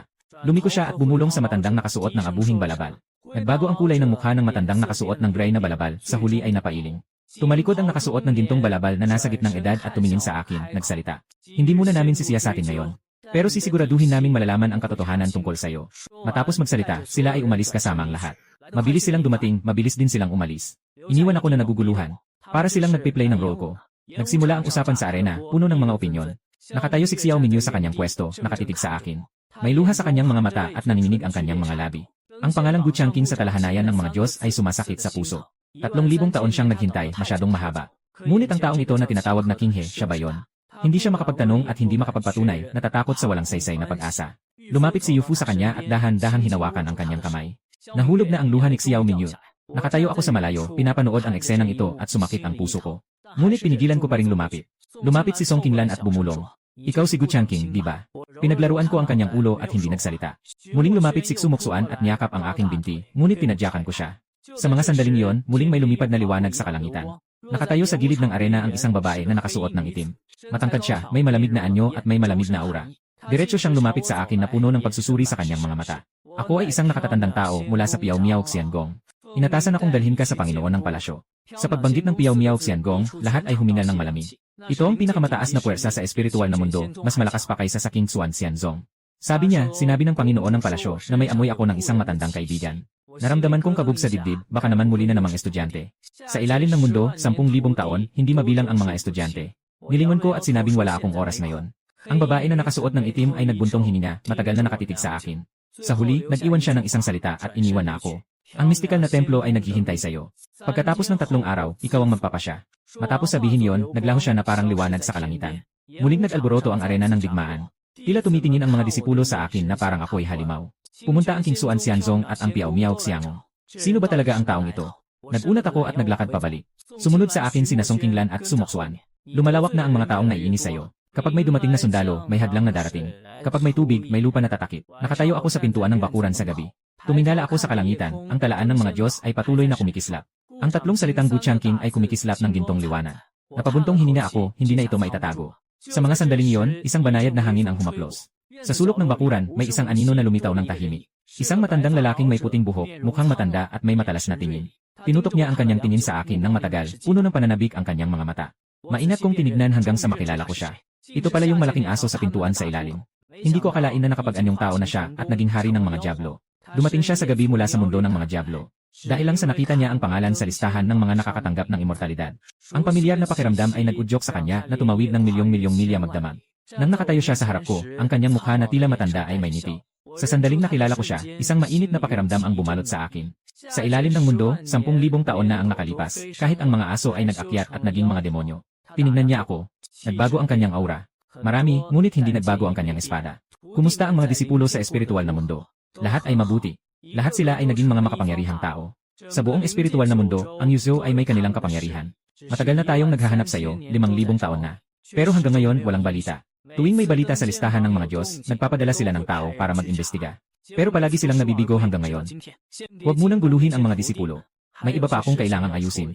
Hindi pa pwedeng ipakita ang tunay kong pagkakakilanlan. Ngumiti siya bilang pag-unawa pero may halong pag-aalala. Natatakot siyang hindi ko kayang harapin ang mga problema sa espiritual na mundo mag-isa. Ang mga ganitong maliliit na bagay ay hindi mahirap para sa akin. 10,000 taon sa mundong ito ay hindi nasayang. Tahimik siyang nag-isip saglit at sinabi na sundin ko ang kanyang payo. Ngunit magmamasid siya sa likod upang maging handa sa anumang mangyayari. Pinayagan ko siyang umuwi at ipaalam sa mga disipulo na okay lang ako. Kapag natapos na ang mga bagay, tiyak na pupunta ako sa kanila. Nag-atubili siya saglit ngunit sa huli ay tumango at pumayag. Bumalik siya at tumingin sa akin bago umalis, puno ng panghihinayang. Sa katunayan, 10,000 taon ang pagkakasama sa mundong ito. Pagkatapos, bigla siyang nawala sa dilim ng gabi. Parang hindi siya kailanman nandito, walang bakas. Nakatayo ako sa bakuran, nakatingin sa kalangitan, nag-isip. Naalala ko ang asong lupa na nakahiga sa pintuan, nagpapainit sa araw. Walang ginagawa kundi ang wagwag ang buntot at sumunod sa akin. Maya-maya, bigla na lang siyang nagbago at umakyat sa langit. Naiwanan kong nag-alala ng matagal na walang nagbabantay. Hindi ko inasahan na makikita ko ulit pagkatapos ng 13,000 taon. At naging emperador ng mga demonyo, isang malaking tao sa mundo ng mga demonyo. Ang bilis ng takbo ng panahon, lahat ay nagbago. Yung mga disipulo, isa-isa nang umakyat at naging malalaking tao. Pati aso, naging emperador ng mga demonyo at umunlad ng husto. Ako na lang ang nag-isa sa ibaba, nakulong ng 100,000 taon. Sa wakas, nakasampa na ako pero kailangan ko pang magtago. Pero ayos lang, dahan-dahan natin silang samahan maglaro. Tingnan mo kung ano na ang mga diskarte ng mga disipulo natin ngayon. Lalo na si Xiao Mingyu, yung maliit na chubby na babae. Kahit nasa harap na niya, hindi pa rin siya matapang na aminin. Nakikita siyang umiiyak, ang sakit sa puso. Pero kailangang tiisin muna, maghintay pa. Hanggang mapalayas natin ang mga palamura at walang kwentang tao. Bago natin siya tanggapin ng buong galang bilang disipulo. Sumilip si Song Qinglan mula sa silid at tumingin sandali. Nakita akong nakatayo sa bakuran na nag-isip kaya't bumalik siya. Humiga ako muli sa silyang kawayan at tumingin sa kalangitan. Ang talaan ng mga umakyat sa langit ay patuloy na kumikislap at ang pangalan ko ay labis na nakakasilaw. Ngayon, alam na ng buong espiritual na mundo na may isang umakyat sa langit na tinatawag na Gu Changqing. Mukhang magiging abala ako sa mga susunod na araw. Pero mabuti na rin, hindi ko na kailangang hanapin sila isa-isa. Hayaan mo silang lumapit sa akin. Nang gabing iyon, nakahiga ako sa upuan ng kawayan at nakatingin sa kalangitan. Siguro, hindi na makakaupo ang mga disipulo. Isipin mo, nakakatuwa, isa-isa silang naging mga boss. Ngayon, para silang naglalaro ng taguan sa paghahanap ng guro. Habang iniisip ko yon, hindi ko mapigilang ngumiti. Bigla akong nakaramdam ng bahagyang presensya ng panganib. Dumarampi ito sa dilim ng gabi at papalapit sa akin. Pumikit ako at magmukhang natutulog. Sa loob, nakatawa ako sa sarili ko, sino kaya ang walang pakundangan? Sa gitna ng gabi, hindi matulog, pumunta dito para magpakamatay. Habang papalapit ang aura ng panganib, nararamdaman ko na sa labas na ng bakuran. Sa pamamagitan ng mga mata, nakakita ng isang anino na tumalon sa bakod papasok. Maingat na bumaba, tahimik, halatang bihasa. Nakaitim na damit, nakatakip ang mukha, ang buong katawan ay nakikimsa, pero hindi ako natitinag. Ang isang mataas na immortal sa ikalimang antas, mas mataas pa kaysa kay Qin Moxiao ng dalawang maliit na antas. Mukhang talagang nagmamadali ang King Xuan Xianzong. Sinabi ng matandang tagapagpatupad kanina na hindi muna nila ito usisain. Ngunit sa gabi, nagpadala sila ng mamamatay tao, napakamapanlin lang. Yung mamamatay tao na nakasuot ng itim ay nakatayo sa bakuran at tinitingnan ang paligid. Ang kanyang tingin ay huminto sa upuan ng kawayan kung saan ako nakahiga. Siguro tinitiyak kung ako ay natutulog. Sinasadya kong umikot at nag-ingay pa ng kaunti. Tumawa siya ng malamig at sa isang galaw, nagdagdag siya ng isang kutsilyo. Daga na itim na parang tinta, malinaw na may lason. Dahan-dahang lumalapit sa akin, napakagaan ng hakbang. Umabot sa 3 talampakan mula sa bambu na silya, itinaas ang kutsilyo. Sa sandaling malapit nang maipit ang kutsilyo, bigla kong binuksan ang mata ko at ngumiti sa kanya. Napatigil siya, nagliyab ang gulat sa mata niya. Dahan-dahang inangat ko ang kamay at tinamaan ang kutsilyo. Ang lakas nito ay nagpamulikat sa kanyang palad at umatras ng isang hakbang. Nakatitig siya nang may di makapaniwala sa kanyang mga mata. Malinaw na nalalaman niyang ako ay nasa rurok ng tunay na Diyos. Paano posible na magkaroon ng ganitong lakas? Dahan-dahan akong umupo mula sa upuan ng kawayan at nagunat. Nagbago ang kanyang mukha at muling sumaksak ang kutsilyo. Mabilis na 10 beses ang bilis, may kasamang nakakatakot na espiritual na lakas. Lumiko ako at iniiwasan ang atake, tinamaan ang kanyang pulso. Umungol siya at nahulog ang kutsilyo mula sa kanyang kamay. Nakita ang takot sa kanyang mata, mabilis na umatras ang katawan. Tumayo ako at pinunasan ang alikabok sa damit. Ngumisi siya ng matigas, biglang tumaas ang kanyang aura. Puwersa ng 5 antas ng pagiging isang Diyos ang buong galit na sumabog. Nanginginig ang buong bakuran, nagkakagiba ang lupa. Isang suntok ang pinakawalan, ang hangin ng suntok ay naging isang mabagsik na tigre na sumugod. Inangat ko ang kamay at tinanggap ang suntok, nagbanggaan ng matigas. Boom! Isang malakas na pagsabog ang sumabog. Siyang tumilapon at bumangga sa pader ng bakuran. Nakatayo ako sa aking pwesto, hindi gumagalaw kahit hindi humihina. Tumayo siya, may dugo sa kanyang labi at puno ng takot ang kanyang mga mata. Murmur siya ng mga salitang hindi maaaring mangyari. Sapat na ang isang tunay na Diyos sa rurok para talunin ka. Sabi niya na may ngit-ngit, hindi siya naniniwala sa ganitong kabaliwan. Nagmamadali siyang nag-imbento ng mga galaw, ang kanyang espiritual na lakas ay umaagos ng masigla. Isang napakalaking anino ng espada ang nagtipon sa itaas ng ulo. Ang liwanag nito ay nagbigay liwanag sa buong gabi. Ang natatanging kasanayan ng King Xuan Xianzong, ang Xuantian isang espada. Sumigaw siya ng malakas at ang anino ng espada ay bumagsak sa akin. Tumingala ako at tiningnan ang anino ng espada, walang anumang alon sa aking puso. Mas marami pang mas malalakas na galaw ng espada ang nakita ko sa ilalim ng mundo sa loob ng 10,000 taon. Hindi umiwas, itinaas ang kamay at itinuturo. Isang sinag ng gintong liwanag ang lumabas mula sa dulo ng daliri at tumama sa anino ng espada. Ang liwanag ng espada ay biglang bumagsak at naging mga liwanag sa buong langit. Siya ay sumuka ng dugo at nagmukhang patay ang kanyang mukha. Agad siyang humarap at tumakbo, walang pag-aalinlangan, mas mabilis pa sa kuneho. Nakaabot siya sa pader at mukhang handa ng tumalon palabas. Sa mga sandaling iyon, isang nakakatakot na presensya ang bumagsak mula sa langit. Ang buong bakuran ay nanginginig at ang hangin ay tila huminto. Ang mamamatay tao ay natigilan sa kanyang kinaroroonan, hindi makagalaw. Isang gintong liwanag ang bumagsak sa kanyang harapan. Yung malaking aso kagabi na parang maliit na bundok. Yung gintong balahibo niya kumikislap sa ilalim ng liwanag ng buwan. Yung aura ng isang halimaw na hari ang nakakaipit sa hangin. Natatakot yung mambabato, nanginginig ang mga tuhod, bumagsak sa lupa. Yung malaking aso inangat ang paa, dahan-dahang pumindot. Yung mambabato sumigaw ng malakas, tumilapon ng ilang dekada ang layo. Bumangga sa pader ng bundok, tuluyang nawalan ng malay. Napatitig ako sa malaking aso na ito, nabigla ako. Hindi ko sinabing bumalik ka sa mundo ng mga demonyo para bantayan ang mga disipulo. Bakit nandito ka na naman? Lumiko ang malaking aso at tumingin sa akin. Puno ng pagmamahal at takot ang kanyang mga mata. Nandyan lang ako kanina. Naramdaman ko ang puot at agad na dumating. Tumango ako at uminit ang aking puso. Talagang mas maalaga ang asong inalagaan ng 10,000 taon kaysa sa disipulo. Lumapit ito sa akin. Ang malaking katawan ay kumikiskis sa akin. Okay na, okay na. Ito ay tumatahol habang ang buntot ay umiikot na parang ventilador. Noong panahong iyon, si Song Qinglan ay biglang lumabas mula sa silid. Narinig niya ang ingay at tumakbo upang tingnan. Sa isang sulyap, nakita niyang ako ay kinikiskis ng isang malaking aso. Sumigaw siya at nang makita na yon ang demonyong emperador mula kagabi. Natatili sa lugar, hindi makapagsalita ng matagal. Halos mawalan ng malay. Pero naitulak ni Xu Moxuan. Dumating din si Xu Moxuan. Nakita niya na natakot ang malaking aso at nanghihina ang mga tuhod. Diretso siyang nakaluhod sa lupa, nanginginig at hindi makakilos. Walang pakialam ang malaking aso sa kanila, patuloy na kumakuskos sa ulo ko. Si Song Qinglan ay nakabawi na, tahimik na nagmamasid sa isang tabi. Biglang naisip ng malaking aso at seryosong tumingin sa akin. Sinabi sa akin na umalis na ang mga disipulo. May ilan na malapit na makararating sa loob ng 1 o 2 araw. Ngunit may ilan ding naharang sa daan. May mga ayaw na magkaisa kami ng mga disipulo. Nagtayo ng mga hadlang sa iba't ibang bahagi ng espiritual na mundo. Lahat ng ipinadala ng mga disipulo ay pinansin. Tahimik akong nag-isip ng ilang segundo.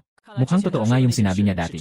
Totoo na may mga tao sa kabilang mundo na nagsusugal sa lihim. Hindi pa nga nila matukoy kung sino sila. Ngumiti ako bilang pag-amin na alam ko na. Sabi niya maghahanap daw siya sa lihim, pero pinigilan ko siya na tumango lang. Mas mabuti pang hintayin na lang nilang sila mismo ang magpakita, kaysa magpaalarma. Nag-alinlangan siya sandali, pero sa huli pumayag din. Bago siya umalis, tumingin siya sa akin nang may halong pangulila. At naglakas loob siyang tumalon at umakyat sa langit. Nawala sa malawak na dilim ng gabi. Si Moksuan ay nakahiga sa lupa at hindi makabangon ng matagal. Sinipa siya ni Song Qinglan bago siya nakabawi. Tumingin siya sa akin na may komplikadong damdamin. Nahulaan niyang marami pa akong lihim na itinatago sa kanila. Hindi ako nag-explain, kundi hinaplos ko lang ang kanyang ulo. Sa oras na yon, may narinig na ungol mula sa malayo. Nagising na ang mamamatay tao at nagsusumamo siyang bumangon. Lumapit ako, yumuko at tiningnan siya.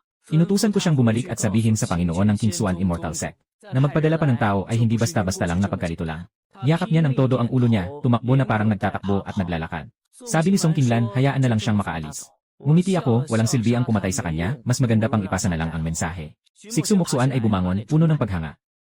Nilingon ako at nagsabing matutulog na uli. Humiga muli sa bambang at nakatitig sa langit ng gabi. Ang balita mula sa malaking aso ay nagpabulo sa puso ko. Yung mga disipulo ay papunta dito. Pero may mga humaharang din sa daan nila. Mas malalim ang tubig sa mundo ng espiritu kaysa sa inaasahan ko. May ayaw na magkaisa tayo bilang mag-aaral at guro. Sino kaya sila, mga kalaban na nasagasaan ng mga disipulo natin? Mukhang ako ang target nila. Siyempre, marami na ang naiinis sa akin sa ibaba. Habang iniisip ko to, di ko maiwasang ngumiti. Mas nakakatuwa kapag magulo, tamang-tama para mag-ehersisyo. Sobrang boring na sa ibaba ng 10,000 taon. Umupo si Song Qinglan sa tabi at nagbantay. Sabi niya, hindi siya mapakali kung sakaling may pumasok na mamamatay tao. Kung dumating man, magandang pagkakataon para mag-practice. Sige, ipakita mo ang lakas mo. Tahimik akong pumikit at nagkunwaring natutulog. Nasa isip ko ang mga susunod na hakbang. Hindi titigil ang Qingsuan Xiangzong. Naghihintay pa rin ang Piao Miao Xiangong sa akin ng 3 araw. Ngayon, may isa pang lihim na puwersa. Talagang lumalakas ang sitwasyon. Dapat nakita na rin ni Xiao Mingyu ang listahan ng mga umakyat sa langit. Ngayon, ano ang nararamdaman niya, excited ba o nagdadalawang isip? Bukas ba susubukan niya o hindi na lang? Sige na, maghintay na lang tayo ulit. Hintayin nating maalis lahat ng banta. Pagkatapos, saka natin siya lubos na makilala. Habang lalalim ang gabi, tahimik na ang buong sekta. Tanging ang listahan ng mga nakarating sa Diyos ay nananatiling kumikislap sa langit. Ang pangalan ko, maliwanag na maliwanag, sobrang kapansin-pansin. Itong gabi ay nakatakdang walang tulog. Pero hindi ko alintana, wala namang kailangan ensayo. Nakahiga lang ako at nag-upgrade, ganyan ako kaambisyoso. Kinabukasan ng umaga, naging masigla ang bakuran. Si Song Qinglan ay pumasok na may dalang almusal, nanginginig ang kamay niya. Maraming tao sa labas na humihiling na makita ako. Nagulat ako at pinayagan silang pumasok. Ang unang pumasok ay isang babae na nakapulang damit. Maliit ang katawan, maganda ang mukha, at namumula ang mga mata. Nang makita ako, natigilan siya ng 3 segundo at biglang tumalon papunta sa akin. Dumapo siya sa aking mga bisig at umiyak ng malakas. Ang 13,000 taon ng pangungulila ay naging mga luha. Siya ang pinakamaliit kong estudyante noon, si Xiaoxuan. Noong nasa ibabang mundo, palaging umiiyak, kahit anong dahilan ay tumutulo ang mga luha. Ngayon, siya na ay isang kilalang alchemist sa espiritual na mundo. Itinaas niya ang kanyang ulo at tumingin sa akin, ang kanyang mukha ay puno ng luha. Parang batang nagmamalupit, nakakaawa. May kasunod na isang lalaking nakasuot ng asul na damit. Payat ang mukha, may magandang asal, at may kalaman. Ito ang dating nerd na si Chen Shuyan. Araw-araw ay may hawak na mga aklat, hindi mahilig makipag-usap. Ngayon, siya na ang pinuno ng Xinchen Pavilion, isang makapangyarihang tao. Lumapit siya at malalim na yumuko sa akin. Bahagyang namula ang kanyang mga mata, puno ng emosyon at paggalang. Isang sinag ng ginto ang bumagsak mula sa langit. Bumalik ang malaking aso at lumapag sa bakuran. Naging tao at nag-anyong matandang may puting buhok. Lumapit sa akin at yumuko bilang pagbati. Nagtaka sina Xiaoxuan at Chen Shuyan nang makita siya. Nakilala nilang siya ang malaking aso na nagbabantay noon. Binitiwan ni Xiaoxuan ang aking braso at tiningnan siya. Tumango ang malaking aso bilang pagbati. Nakanganga si Song Qinglan habang nanonood sa tabi. Master Alchemist, Panginoon ng Stargazing Pavilion, Demon Emperor. Lahat ay mga disipulo, anong klaseng Diyos na paaralan ito? Diretsong napako si Moksuan, sumusunod ng maayos. Si Xiaoxuan ay nakatingin sa akin ng matagal, nakakunot ang noo. Nang mapansin na iba ang aking aura, napagtanto na nasa peak ng True Immortal. Pero yung assassin kahapon na nasa 5th heaven ng Immortal. Pinukol ko ng sipa na parang apo, nagkalat sa lupa na parang nakalupasay na bata. Lumapit si Chen Shuyan na may seryosong mukha. Nagdala ng isang nakakagimbal na balita. May isang misteryosong organisasyon sa espiritual na mundo na tinatawag na Hunter Alliance, na nakatuon sa pagpatay sa mga henyo na umakyat mula sa mundong ito. Lalo na ang mga may malalim na naipon sa mundong ito. Dahil masyado silang malakas sa kanilang natutunan. Makakaapekto ito sa balance ng mga puwersa sa espiritual na mundo. Sa likod ng Hunter Alliance ay ilang mga nangungunang puwersa. Ayaw nilang makakita ng bagong mga makapangyarihan na umuusbong. Naabutan kapag mahina ang mga umakyat. May mga pinatay, may mga pinahina ang kakayahan. At mayroon ding pinilit na isama para sa kanilang sariling kapakinabangan. Habang nakikinig ako, bumuhos ang lamig sa aking puso. 10,000 taon sa ibaba, hindi makaramdam ng pagkakataon para umakyat. Baka ito rin ay dahil sa panghihimasok ng Hunters Alliance. Napansin ni Chen Shuyan ang aking iniisip at tumango. Matagal nilang pinag-ukulan ng pansin at nakakuha ng ebidensya. Noong araw, nagsara ako sa loob ng 12,000 taon, hindi makalipad. Dahil sa lihim na ginawa ng Hunchen Alliance. Naglagay sila ng mga hadlang sa mababang mundo upang hadlangan ang pakikipag-ugnayan sa langit. Kaya hindi ko ma-break ang huling layer. Hanggang sa makalipas ang 10,000 taon, naging sobrang lakas ko, na hindi na kayang tanggapin ng mundong ito. Kaya napilitan akong sirain ang hadlang at makalipad pataas. Galit na galit si Suxiaoxuan, tumatalon ang mga paa, namumula ang mata. May mapanganib na ningning sa mata ng malaking aso, puno ng matinding puot at pagpatay. Nagsimula na ang Hunting Heaven Alliance. Alam kong pagkatapos mong umakyat sa langit, lahat ng puwersa ay naghahanap. Nagtatago sila sa iba't ibang bahagi ng spirit realm. Marami sa mga ipinadala namin ay naharang. May ilan ding nasugatan ng malubha at nagpapagaling. Ningning ang aking kilay, biglang bumigat ang pakiramdam ko. Ang Hunter Alliance ay naglalayon sa akin. Sa oras na ito, narinig ang mga hakbang mula sa labas. May isang babae sa puting damit na nakatayo sa pintuan ng bakuran. Nakatingin siya sa akin na may mga pulang mata. Si Xiao Mingyue, ang maliit na mataba, ay dumating na. Nakatayo siya doon na hindi gumagalaw. Tahimik na dumadaloy ang kanyang mga luha. Nakita ni Suxiaoxuan siya at tinawag na senior sister. Hindi siya pinapansin ni Xiao Mingyue, tanging nakatitig lang sa akin. Mahigit 13,000 taon na siyang naghihintay, 13,000 taon na. Mula nang maghintay sa maliit na chubby girl sa ilalim ng mundo hanggang ngayon. Naging leader ng Tiangang Sword Sect, isang malaking boss. Pero sa mata ko, siya pa rin yung babaeng mahilig kumain ng pakwan. Dahan-dahang nilalakad niya papunta sa akin. Tumigil sa harap ko, bahagyang nanginginig. Itinaas niya ang kamay niya para hawakan ang mukha ko, pero umatras ito. Nanginginig ang labi niya at hindi makapagsalita. Huminga ako ng malalim at niyakap siya. Nanlambot ang buong katawan niya at biglang napaiyak ng malakas. Lahat ng sama ng loob niya sa loob ng 13,000 taon ay napaiyak niya. Pinapakalma ko siya habang niyayakap. Si Suxiaoxuan ay nasa tabi at umiiyak din. Si Song Qinglan ay tuluyang nabigla, mata niya ay nakapako at nakadilat ng malaki. Napupusik sumuksuan sa lupa, hindi na makagalaw. Ang malaking aso na naging tao, nakatayo sa tabi, bahagyang namumula ang mata. Pumikit si Chen Shuyan at dahan-dahang nag-iyak ng palihim. Matagal bago tuluyang tumigil sa pag-iyak si Xiao Mingyue.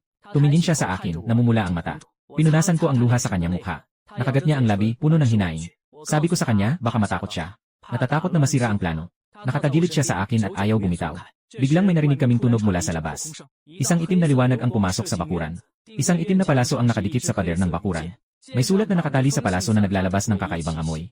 Nagbago ang mukha ni Chen Shuyan at humarang sa akin. Agad na bumalik sa kanyang anyo ang malaking aso at humarang sa unahan. Xiang Mingyue at Suxiaoxuan ay sabay na nakahawak din ng espada. Lumapit ako at kinuha ang liham, binuksan ko ito. May ilang linyang nakasulat sa pulang tinta sa liham. Pagkatapos ng 7 araw, ang mga pinuno sa mundo ng espiritu ay magpaputol ng ulo sa disipulo ni Gu Changqing sa harap ng lahat. Kung gusto mong iligtas, si Gu Changqing ang dapat dumating. Kung hindi, walang matitira. Ipinalo ko ang liham kay Chen Shuyan. Nakita niyang nag-iba ang kulay ng mukha, nanginginig ang mga daliri. Ang malaking aso ay naging tao, puno ng puot ang mga mata. Lumapit si Xiao Mingyue at tiningnan ang sulat, napakaputla ng mukha. Si Suxiaoxuan ay galit na nanginginig, sobra na ang pang-aabuso. Sinabi ni Chen Shuyan na ito ay isang bitag para pilitin akong lumabas. Hinila ni Xiao Mingyue ang aking manggas at hindi ako pinayagang pumunta. Sinabi ni Suxiaoxuan na pwede tayong magtago upang umiwas sa panganib. Tahimik si Chen Shuyan ng ilang segundo bago nagbigay ng hula. Hindi lang ako ang target ng Hunters Alliance, kundi lahat ng mga henyo na umaakyat mula sa mundong ito. May mga tao sa likod nila na naglalaro ng malaking laro, na gustong kontrolin ang lahat ng mga umaakyat sa espiritual na mundo. Tumango ako, matagal ko nang nahulaan ito. Sinabi ng malaking aso na kailangan munang alamin ang mga detalye. Umiling ako, hindi na kailangan alamin. Sa loob ng 7 araw, personal kong pupuntahan sila.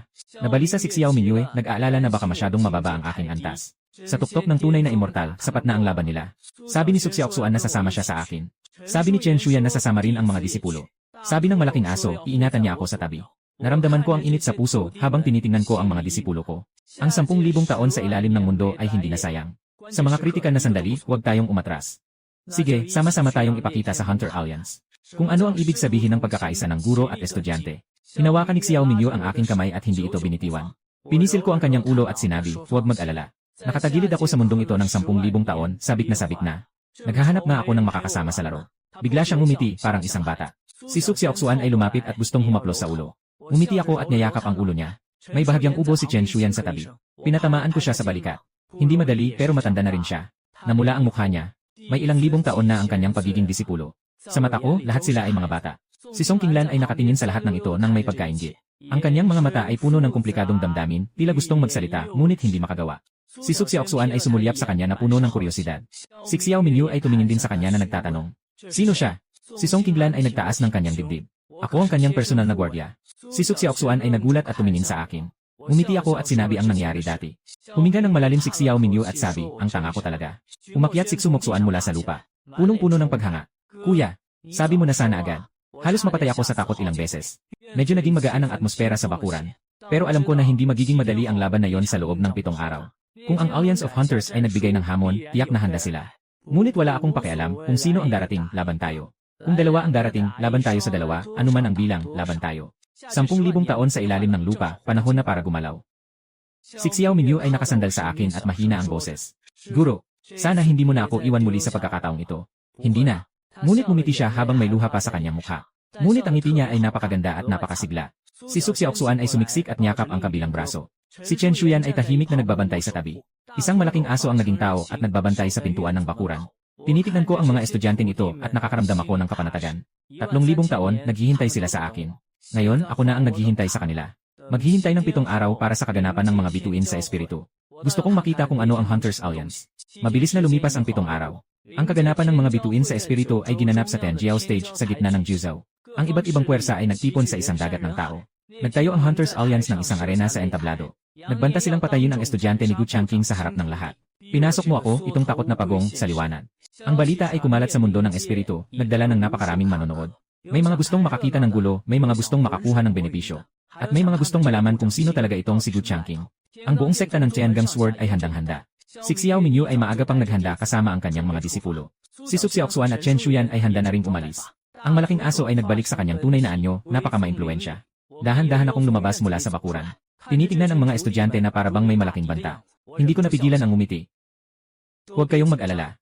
Lumapit si Xiao Mingyu at hinawakan ang aking manggas. Punong-puno ng pag-aalala at panghihinayang ang kanyang mga mata. Si Su Xiaoxuan ay lumapit at niyayakap ang aking braso. Si Chen Shuyan ay nakatayo sa tabi na may seryosong mukha. Ang malaking aso ay nakatayo sa tabi ko, hindi umaalis kahit 1 pulgada. Si Song Qinglan at Su Moxuan ay ayaw ding magpahuli. Ang mga tao ay naglakad ng sabay-sabay patungo sa Tianjiao platform. Pagdating, puno na ang paligid ng Tianjiao platform ng tao. Nauupo sa mataas na platform ang mga kinatawan mula sa iba't ibang puwersa. Kasama ang Qingxuan Immortal Sect at Piao Miao Immortal Palace. Ang mga tao mula sa Liemtian League ay nakaupo sa gitna ng broadcast platform. Isang matandang nakasuot ng itim na balabal ang nakatayo sa ibabaw, nakangisi ng malamig. Siya ang pinuno ng Hunter Rarely Alliance na nasa half-step Golden Immortal level. Ang buong katawan niya ay naglalabas ng nakakatakot na aura na nagpapahingal sa tao. Sa ilalim ay nakatayo ang ilang eksperto mula sa Hunter Rarely Alliance.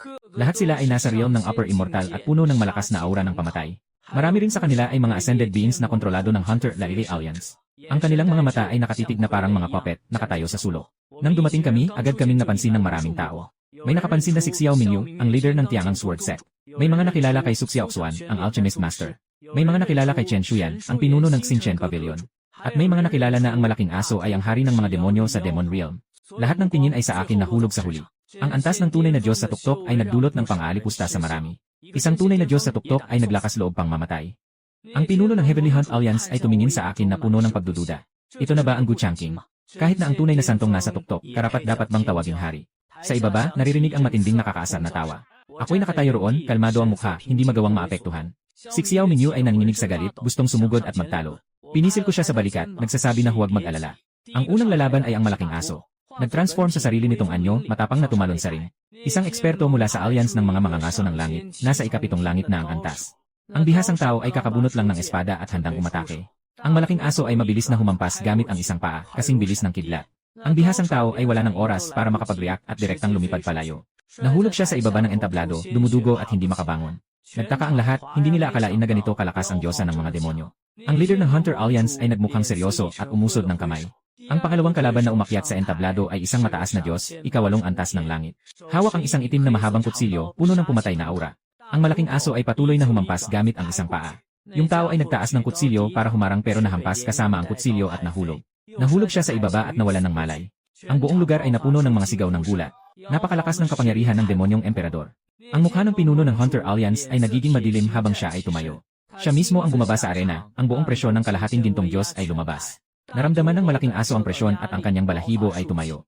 Ngunit nananatili pa rin nakatayo sa ring nang hindi gumagalaw. Tumingin ako kay Su Xiaoxuan at tumango. Tahimik siyang lumapit ng isang hakbang na parang nagbibigay ng gamot sa malaking aso.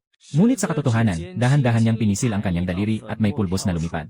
Walang kulay at walang amoy, sumabay sa hangin patungo sa pinuno ng Hunter Alliance. Iyon ay ang kanyang nilutong natatanging lason.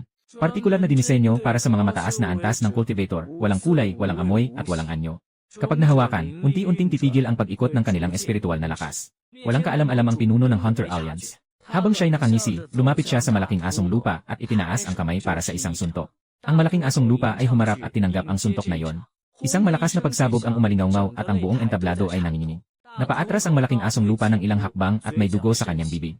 Napaatras din ang pinuno ng Hunter Alliance, ang kanyang mukha ay bahagyang nagbago. Naramdaman niyang may hindi tama sa paggalaw ng kanyang espiritual na lakas.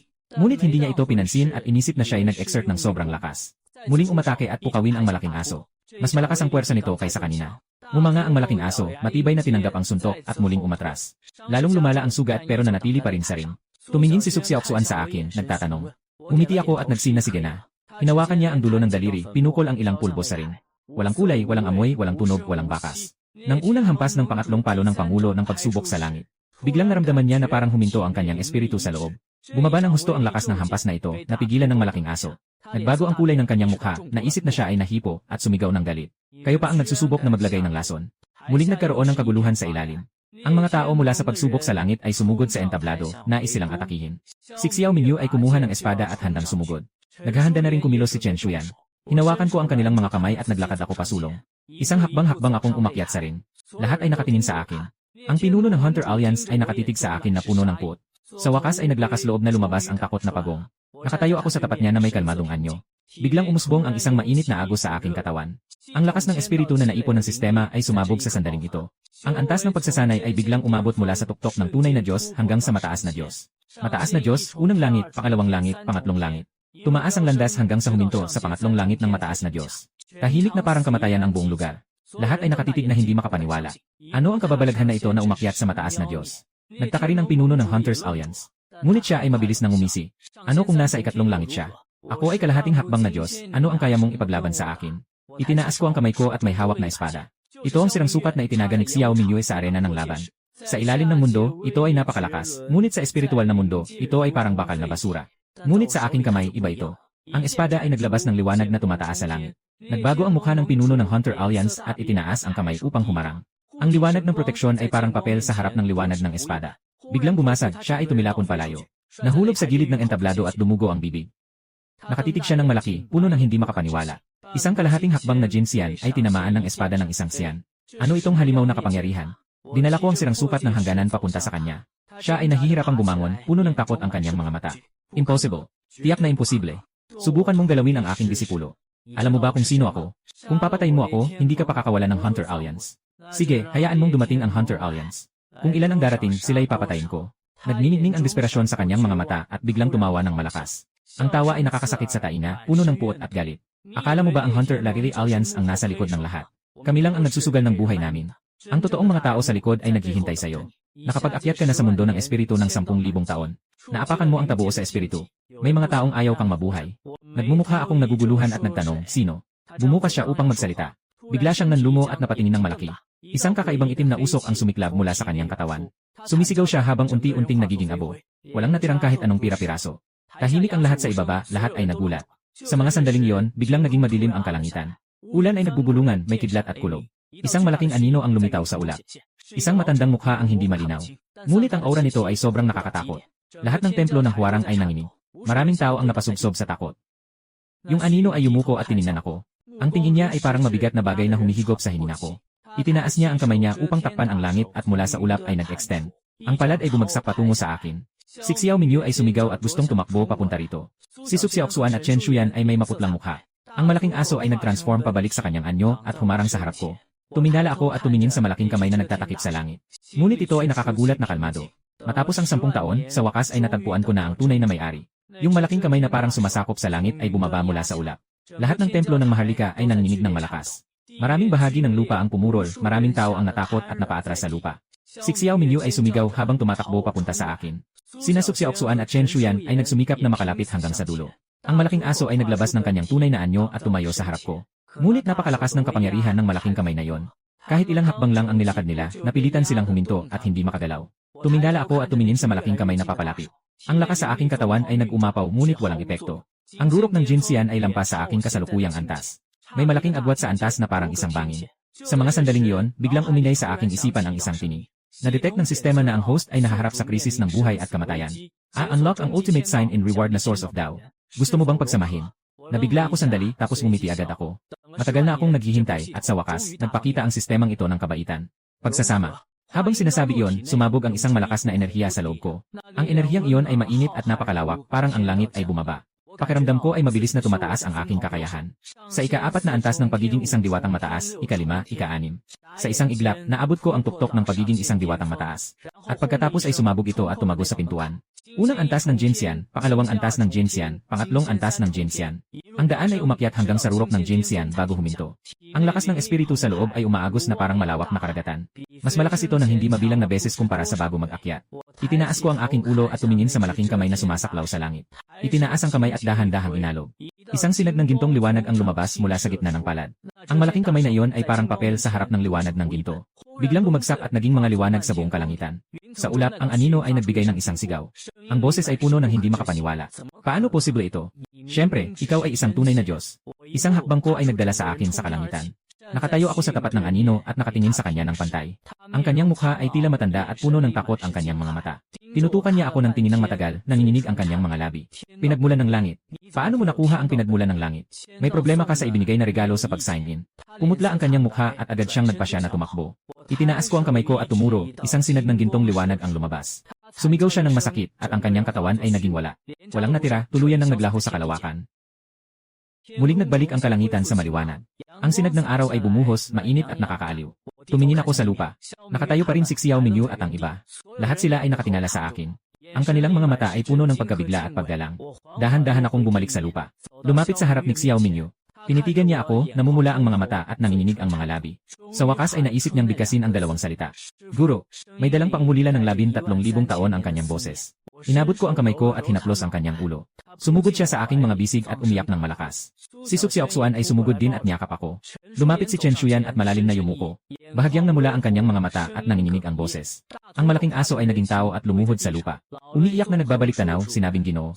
Nabigla si Song Qinglan at Sumoxuan. Nakatayo sa tabi, hindi makagalaw. Maraming tao sa paligid ang lumuhod sa lupa. Iba't ibang puwersa mula sa espiritual na mundo ay nagbigay galang. Sa tuktok ng Kanjiao, tahimik ang mga ibon. Matagal na naghintay bago sumabog ang malalakas na sigaw. May sumigaw na ito na ang rurok ng Jinxian. May sumigaw na hindi pa nagkaroon ng Jinxian sa espiritual na mundo sa loob ng maraming taon.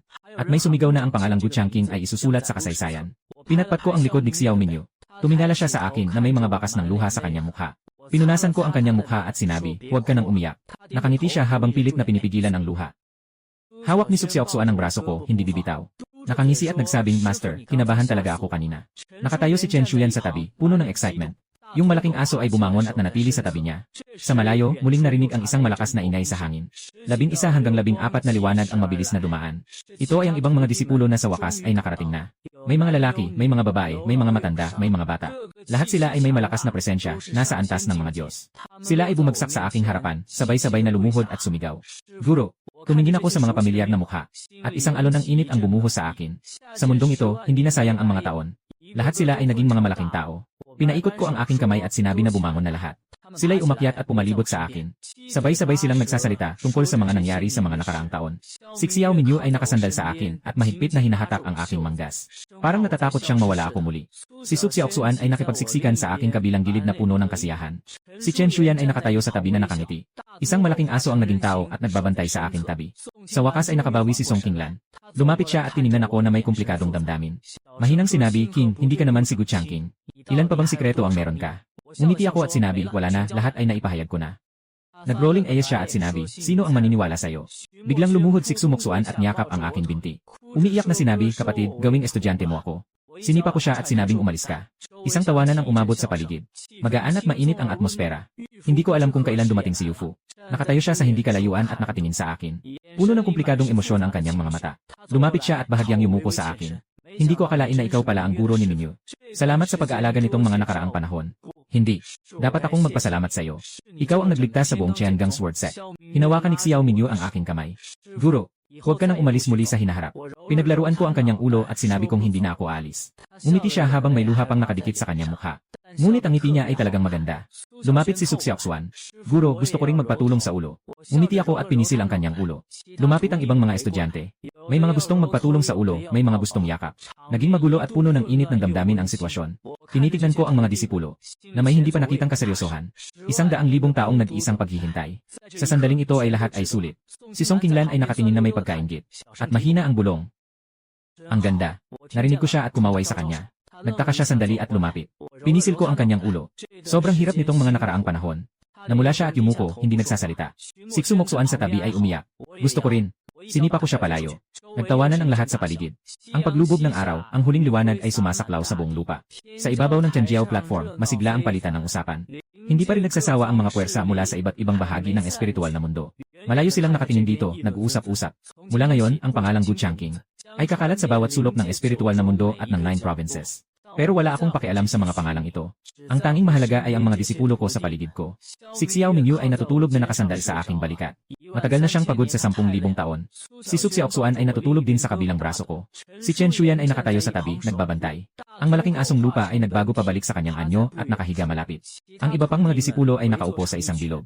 Pinagmamasdan ko ang eksenang ito at naramdaman kong mainit ang aking puso. Matapos ang 100,000 taon, sa wakas ay dumating na ang araw na ito. Hindi ito ang pakiramdam ng pagiging walang katulad sa buong mundo, kundi ang init na dulot ng inyong kasamahan sa paligid ko.